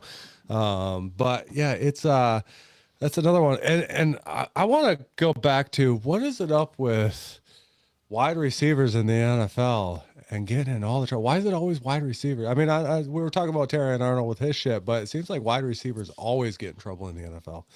They Like, do. yeah, Diva position. it's got to be. 100%. And I mean, I was just reading up the other day. Antonio Look at Brown's corner. got Look at corner too. yeah. Antonio Brown's got some damn murder charges on him right now that he's Yep. out on bail for, and it's like, are you fucking kidding me? Like, what the hell? Look at Hernandez. Wasn't a receiver, but he was tight end. Tight end, yeah. Like, yeah. We won't go down that road. But that was Could have been one of the best duos ever. yeah, crazy ass fucking story. Shows you CTE is a fucking real thing. I think that's what Yeah, happened. Antonio Brown, I think, has it. Oh, he definitely Probably. has it. That he's out at left field sometimes. Like, He's just nuts. listen to him talk. Like, he's wild. He's wild. But I think you got to be a little wild to play football, and I'm okay with that. But don't take it too damn far. Don't take it too damn far. But so yeah, realistically, the Lions, the draft. Is this going to be a draft that after the end of it, we're going to feel real good about where they're sitting, or are we going to be a little upset by the end of it? You know, I hope so. Last year was Now obviously those players are still young, they're still developing. But I definitely hope that we get this one right. I definitely hope that we get some nice pieces. Obviously want to see the O-line address. I want to see an edge, safety, if Branch and Kirby, if they can't start, because it's kind of up in the air if they're even going to start the season. I don't think Branch is going to start the season, but it's really tight-lipped on Kirby Joseph if he's going to start the season. So if we're looking at November, December for both of those starters, I don't know. I mean, I know we got Vontae Maddox, but I wouldn't say November, December. I think Brian Branch will be back after week 4 or week 5. You're starting to so? get into at least October at that point. Yeah, I think he's gonna be. I think he'll be Close to back in November. October. Yeah. I think he'll be back in October. But still, they're still Yeah, farther but you need a away. couple So quite a games. few games. Yeah, it's still quite a few games that you don't have, BB for. That and you could got to be get your legs under you. yeah. And that, I mean, 4 games in the NFL can be the difference of making the playoffs or not making the playoffs. Not Watch true. that Not last year. true. When Tom Brady missed those 4 games for suspension, they went 3-1. The difference. He wasn't in the NFC North where you have Chicago and you have Green Bay. And I don't think Minnesota's going to be shit this year, but you got to deal with Chicago and Green Bay, who are going to be tough. Can't count out Minnesota. Come on, I'm going to cut out Minnesota. you can't. Jason, fill us in how you feel about all this shit. Yeah, take that shot. Well, I've been looking at a lot of these mock drafts while you guys have been talking. A couple of teams, obviously, that I'm paying attention to. Clearly, at the top of the list is the Detroit Carolina. Lions. No, top of the list. The Panthers are number 2 for me. Monroe Freeling, the offensive lineman for Georgia, is one guy that I have seen more on a few of these mock drafts being picked up by the Detroit Lions at the number 17 spot. If that was to be a thing, Tim, to answer your question, after we get through the whole process of the draft, how are we as fans going to feel about it? Is there a scenario in all reality where the majority of Detroit Lions fans are going to be happy? I would suggest probably not, because No, I agree with him on that. It doesn't matter who you draft. It doesn't matter when they come in. People are going to nitpick. They're going to piss and moan. Oh, you should have done this or you should have done that. These armchair quarterbacks and guys who think that they have a clue. Eric? The bottom line is the proof will be in the pudding when the product is on the field. Then they go like, "Well, that was the greatest draft pick that this franchise has ever done," or "That was the abomination and what has set the stage for this epic failure," or whatever. You're never going to appease everybody. You know what I mean? So, but as far as Monroe Freeling goes, and I know, playing for Georgia, and we saw this kid on the national stage, and and whatnot. Would this be a good pick in your estimation? Well, what's his natural position? It doesn't tell me. It just Should says tell. offensive lineman. Oh, left tackle. Left tackle, which I like. What's his size? How big is he? 6'7". 6'7". The big boy. How much does he weigh? I always go by this. 195 pounds. I'm just kidding. No, there's no fucking way. 6'7", 315. 315. That's a big Holy boy. fuck. I like that. That's a That's big a big boy. Because if we're looking at left tackles right now, we're looking at replacing Taylor Decker, which was also a very, very large man. So like 6'7", 315. That's pretty 6'7". solid. I fucking Yeah. hate you. I thought about doing We it. walked right I did. into it. I thought about doing it, but I was like, no, I'm not going to do it. And then fucking you're Jason welcome. had to do it. I'll do it. Yeah. Yeah, I could get behind that. You know what I mean? I honestly think that with the right coaching, you could put almost anybody in that position. Obviously not just anybody in that position, but somebody who played for a program, like that, is played for a D1 college, has got, national exposures, played some tough teams. They're gonna be, in that position to where they could fit in almost anywhere and be a starter. And being that size, you kind of need that size. Now, would you keep him at left tackle or move him to right tackle and then move Panay over there? I guess that's the position where you go, is he capable of moving to that position? Because sometimes guys have a strong side and a weak side, and you're gonna want. I think the biggest need right now is the ability to protect golf. I said golf. Damn it, beer. Golf. I got golf on the mind because I know Tim's 2 minutes coming up here real soon. You have to protect golf because that was our biggest issue last year. Obviously, they did really well. You brought up the, whether people are going to be happy. You look at the draft last year. I think they did pretty well. Ratledge turned out to be really, really good. He started off a little slow. By the end of the season, his numbers were really good. Ratledge did amazing. He was one of the higher graded guards in the league as a right guard last season. So like Ratledge did well in that position, and was that, him being coached up by, Panay Sewell? Possibly, you know what I mean? But coming into year two, I think he's going to be pretty solid. We've got a good center now that I feel really good about. Left guard, I'm a little, still soft on, whether I can't even fucking talk right now. Mahogany can get, stay healthy this season. He was doing good in that position last year, so we'll have to see. So you're either looking at left tackle, right tackle, and a big left tackle would fit that position really well because Goff needs more time, to be honest. So I'd feel pretty good about that, whether it's him or, I brought up Proctor. Proctor's another one that's, on my list. And my mock drafts that I've done, I've picked him a few times. He was still there at that position. There's a lot of tackles and guards in this draft early on that are going to be available. And that's why I'm really feeling strongly about them going that in the first round, because the amount of offensive linemen that are available in the draft this year. And I think there's going to be some teams that, kind of surprise us that take that position. I do think the Chiefs move up to probably get the best available, tackle at that position, whether it be one of those guys, who knows? You know what I mean? Like we really don't know which way they're going to go in the same, and it's always a surprise. Now, obviously, we know number one is probably gonna be Mendoza. I mean that's a given. They've pretty much already said it. They're gonna. I mean, they brought Kirk Cousins in there to kind of coach him along. So, Mendoza's gonna go number one. But from there on out, we really don't know who's even gotten. Like I gotta do some research on the shot. I don't even know who number two is right now. Let's see. In the draft, you talking about? Yeah. Arvell Reese or Francis.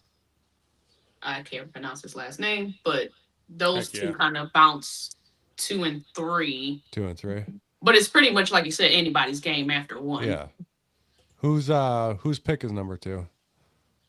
The Jets. The Jet. Oh, they got all kinds of needs. So who knows which direction they're gonna go? Like they're up in the air.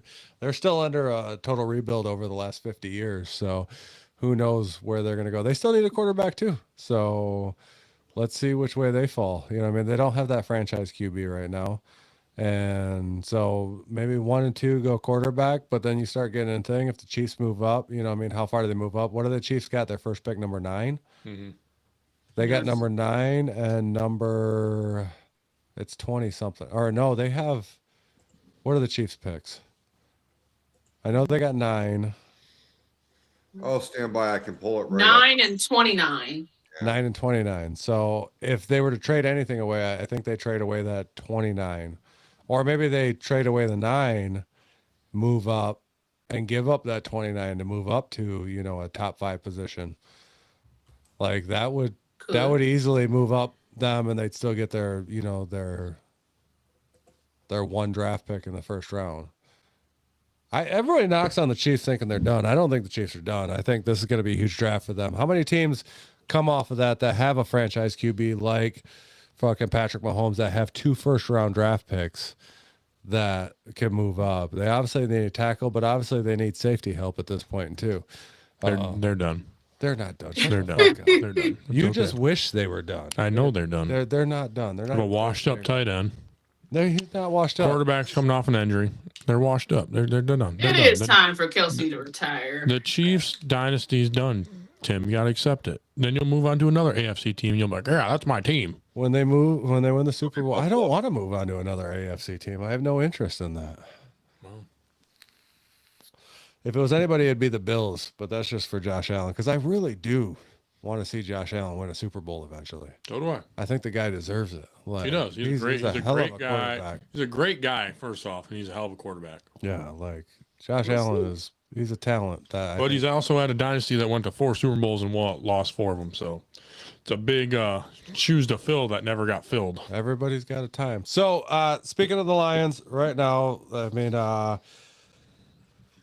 obviously, CB, we're looking at a season that we just come off of that didn't turn out quite how we wanted it to turn out. But is it something that's going to favor us? Because obviously we have an easier schedule this year. And we have one of the easiest schedules in the NFC North. So that should be a benefit of the Lions. How do you think the Lions are going to turn out this year? I definitely feel we can take the division back. I definitely feel we need to get some good picks in the draft. Obviously, that O-line, edge, maybe a safety. We'll see what happens. But I still think we're still one of the more talented teams. I'm going to go top 12. I think we need maybe 1 or 2 more veteran signings, maybe an edge, maybe a safety, if we don't, pick those up in the draft. But I see us winning the division. I can see it. Go ahead, Eric. I know you're thinking. That's scary.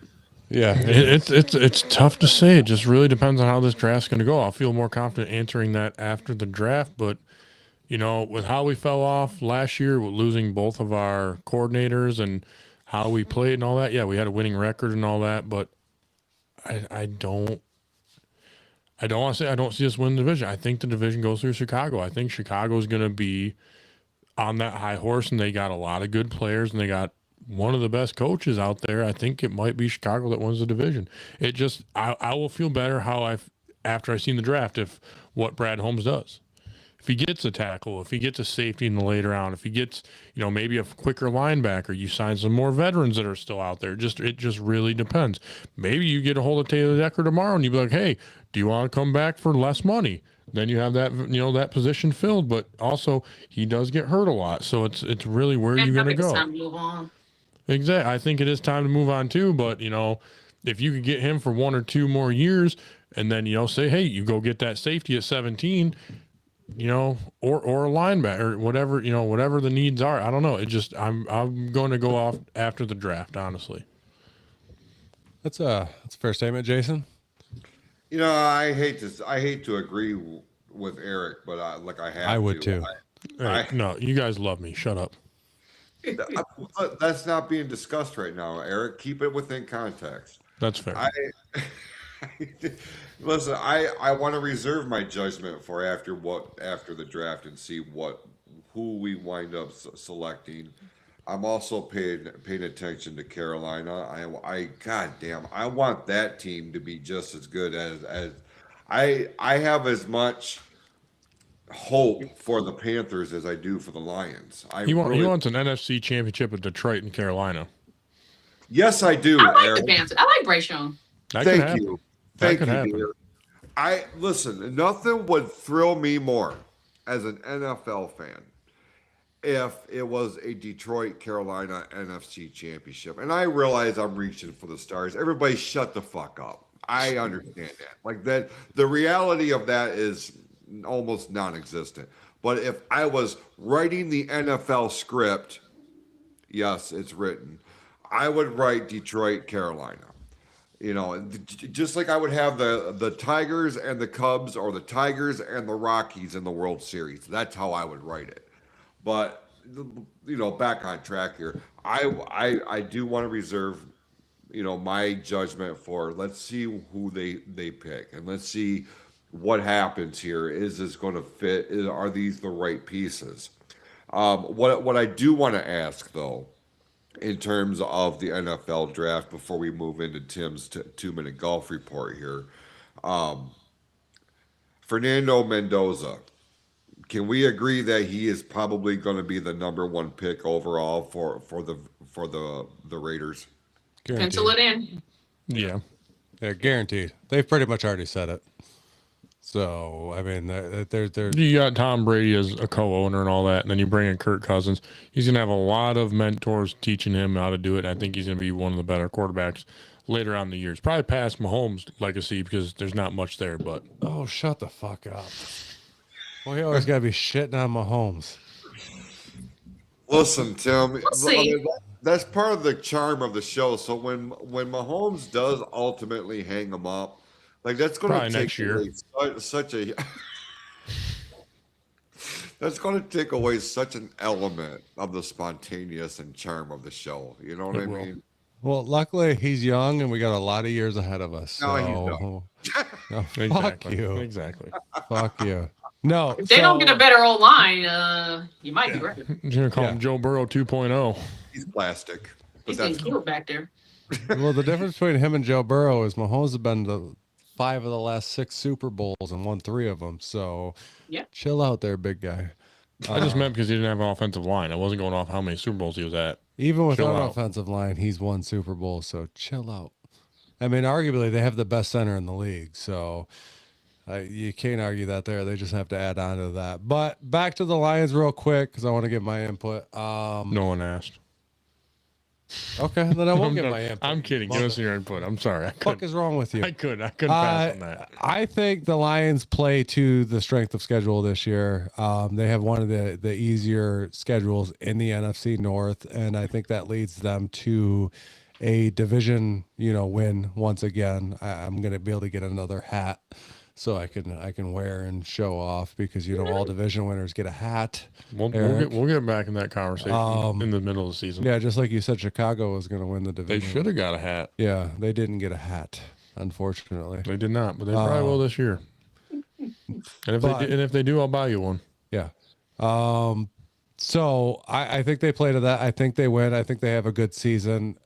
Depending on how they do in the draft and how injuries stack up next year, will make me feel better or worse their postseason capabilities, because honestly, like, there's a lot of teams that are starting to come up right now that are tough. I think Philly's towards the end of its run. We see this with the NFL.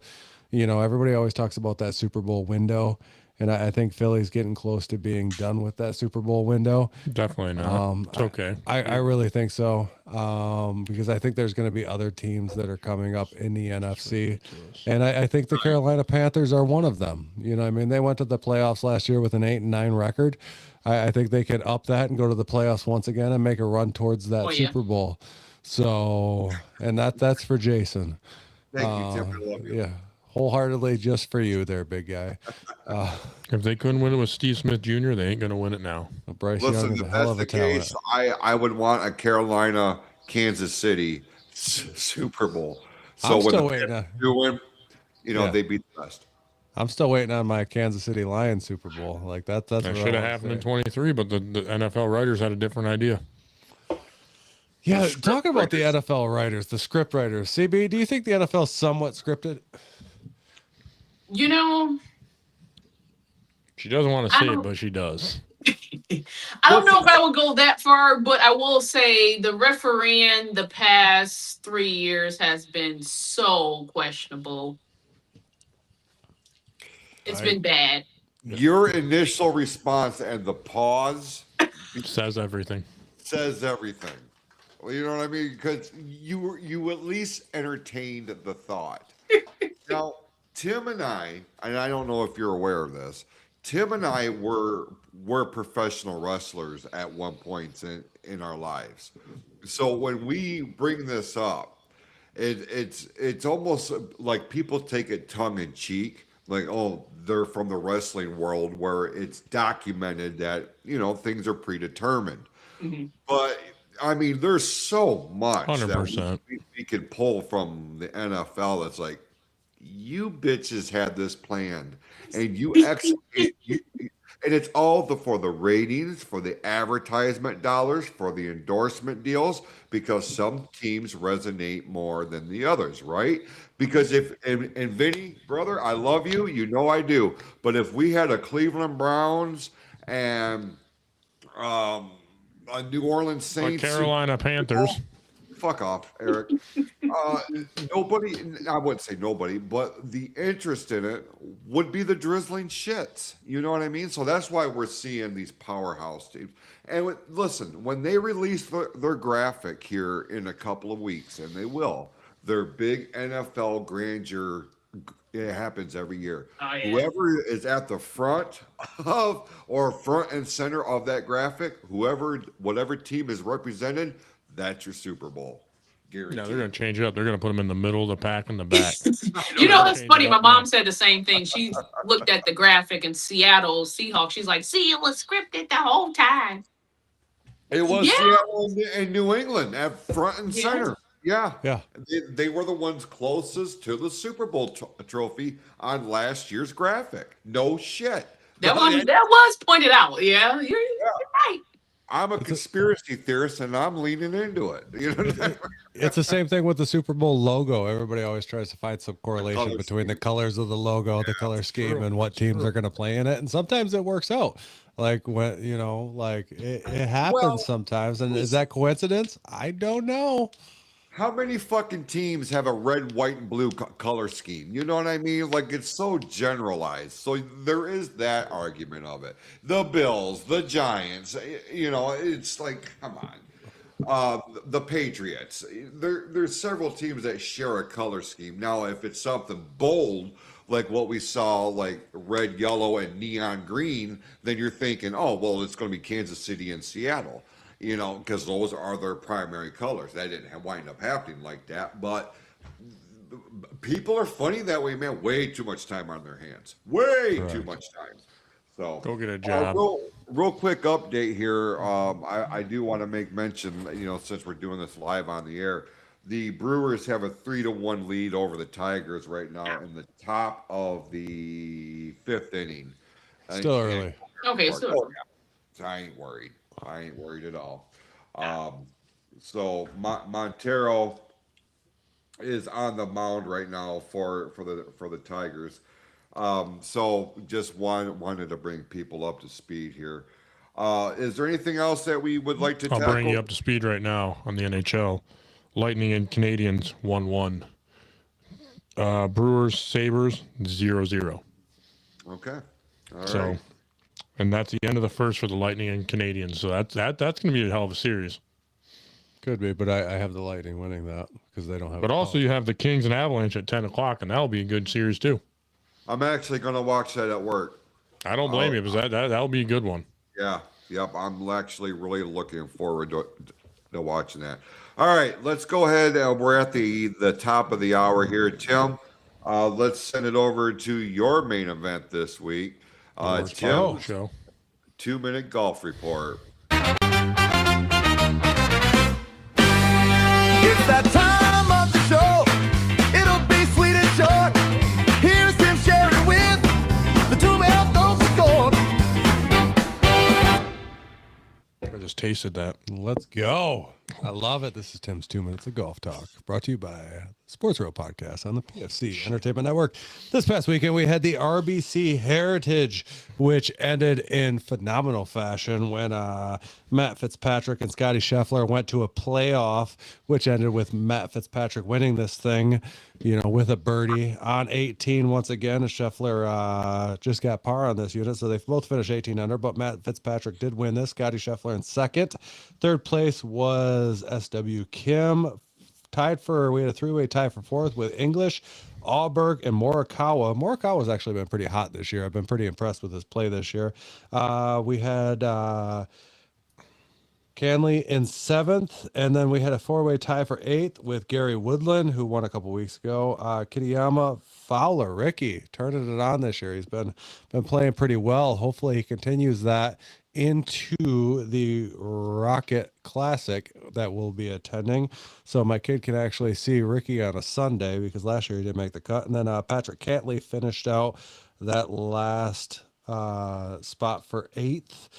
Next week we have the Zurich Classic coming up, which is actually pretty interesting because it's the only team event on the PGA Tour, so it'll be two-man teams going out there trying to win this thing, and it's a fun one to watch. So if you get a chance to tune into the Zurich Classic, it is definitely a fun watch. I mean, other than, obviously we have other team events like the Ryder Cup and stuff like that, but this is the only PGA Tour team event every year, which is the Zurich Classic, and I'm excited to watch it this coming up weekend. But that was Tim's 2 Minutes of Golf Talk, brought to you by the PFC Entertainment Network. Quick and easy, Jason. We certainly appreciate that. CB, we appreciate you for tuning in or being a part of the show with us here this week. You're always welcome here, you know that. Where can our fans find you guys? So the 411 Lions podcast, you can find us anywhere you get your podcasts: Apple, Spotify, Amazon Music, YouTube, 411 Lions. Awesome. And they're putting out great content, so be sure to check that out. And check us out and do us a solid by hitting the like, the subscribe, the follow, the share buttons on our great show here across all the social media platforms. I apologize for the obnoxious train in the background. Is that you? I was wondering who had that. I thought it was music. Yeah. I went ahead and opened the patio door because it was getting a little, stuffy in here.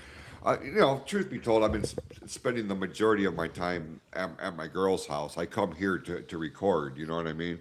And it's like, let me just get some fresh air going on in here, and then the fucking train goes through. You can tell where I'm at.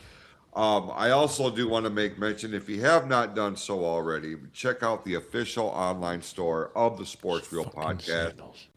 pfcsportsreal.printify.me, which you can grab Eric's favorite product, and that is the Sports Real Podcast logo sandals. And be sure to check out the new thongs that have our friend's face. Oh, my God. Oh, yeah. Yeah, go ahead and check it out. Yeah, he made them.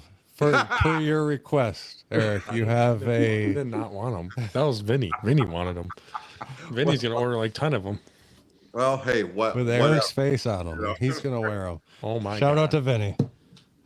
And we don't want pictures of that. Yeah, please no. And as a programming note, we have a very special start time this week for the Fatal 4-Way big episode this Friday over on the airwaves of ONTV. The aftermath of WrestleMania 42 this past weekend, and holy shit, we've got a lot to talk about. 6:30 this Friday, special start time over at Orion ONTV on Facebook, YouTube, and OrionONTV.org. Looking forward to that with Brian Wolf, Quadell Edwards, and Eric Scherer. So with that, gentlemen, anything else you would like to throw in there before you put a bow on this episode? I would like to add a few little programming notes, if Thanks that's for okay with tuning in, you. everybody, and we'll see. Shut up. First thing, we got to shout out the Kirby Joseph helmet that we're going to be giving away here pretty soon. We'll be dropping details. I think it's going to be a TikTok giveaway, so if you follow us on TikTok, watch out for that there. On top of that, this Sunday, We are going live once again at 2 p.m. Eastern on the PFC Entertainment Network on YouTube and Facebook, where we will be joined by a gentleman who has played college football for Morehead State, the College of Idaho, and UVA Wise. We're going to have Nathan Mulugata on the show joining us live to tell us all about his journey. Currently, he's playing for the Tall City Black Gold in the Continental Football League. So we're going to be doing our first athlete interview this Sunday live on the PFC Entertainment Network on YouTube and Facebook. So don't forget to join in for that. It's going to be a lot of fun. We're going to have a blast. So don't miss out this Sunday. So, and then next Tuesday, I'll be announcing that show here shortly. I'll be putting that online. But for right now, let's look forward to this Sunday. And also on top of that, Monday night at 9 p.m. Eastern, I myself, Eric might join. Jason, I know that you are working Monday night, so you won't be able to join, but I will be on Catching Up with Cody on YouTube. We will be discussing. Phenomenal. Yes, we'll be discussing the NBA playoffs, where it's going right now. So catch me, possibly Eric, 9 p.m. Eastern on Catching Up with Cody on YouTube on Monday night. So that's going to be a lot of fun. Sorry, Jason, you have to work. I understand that. It's a late show, man. You did on purpose, didn't you? No. You knew I had to fucking work. You specifically put this at 9. I see. That's fine. Yeah. So like I said, once again, Catching Up with Cody, 9 p.m. Monday night. You'll catch me, like I said, possibly Eric on there with Cody from Catching Up with Cody on Catching Up with Cody on YouTube. Tune into that. It is going to be a live show. It's Cody's second live show that he did. He did one this past Monday night. Turned out pretty good. I watched it. It was a lot of fun. Hung out in the chats there. So should be another good time Monday night. Other than that, CB, thank you for joining us once again. I'll stay in touch. We're going to get you on. Hopefully your brother can join us next time also. We'll get you on a little bit closer to the season, and we'll maybe talk a little bit of preseason talk. So I'll stay in touch with you and get you guys back on. All righty. Thank you again, guys. Thank you so much, CB. And you can check them out on the 411 podcast on all the social media platforms. And you can check us out, the Sports Reel Podcast and the PFC Entertainment Network on Facebook, YouTube, TikTok. Hit the subscribe, hit the like, hit the share, hit your notification bell if you are following us on YouTube, and get notified each and every week when we go live, and special bonus episodes such as what we're doing on Sunday. With that, go out this week, be awesome to yourselves and to each other, and we will see you next or on Sunday for a very special bonus edition, and then back here on Tuesday for the regular show. This has been the Sports Reel Podcast live on the PFC Entertainment Network. Let's go Tigers. Let's go Pistons. Go Tigers, Pistons. Let's go. Yay!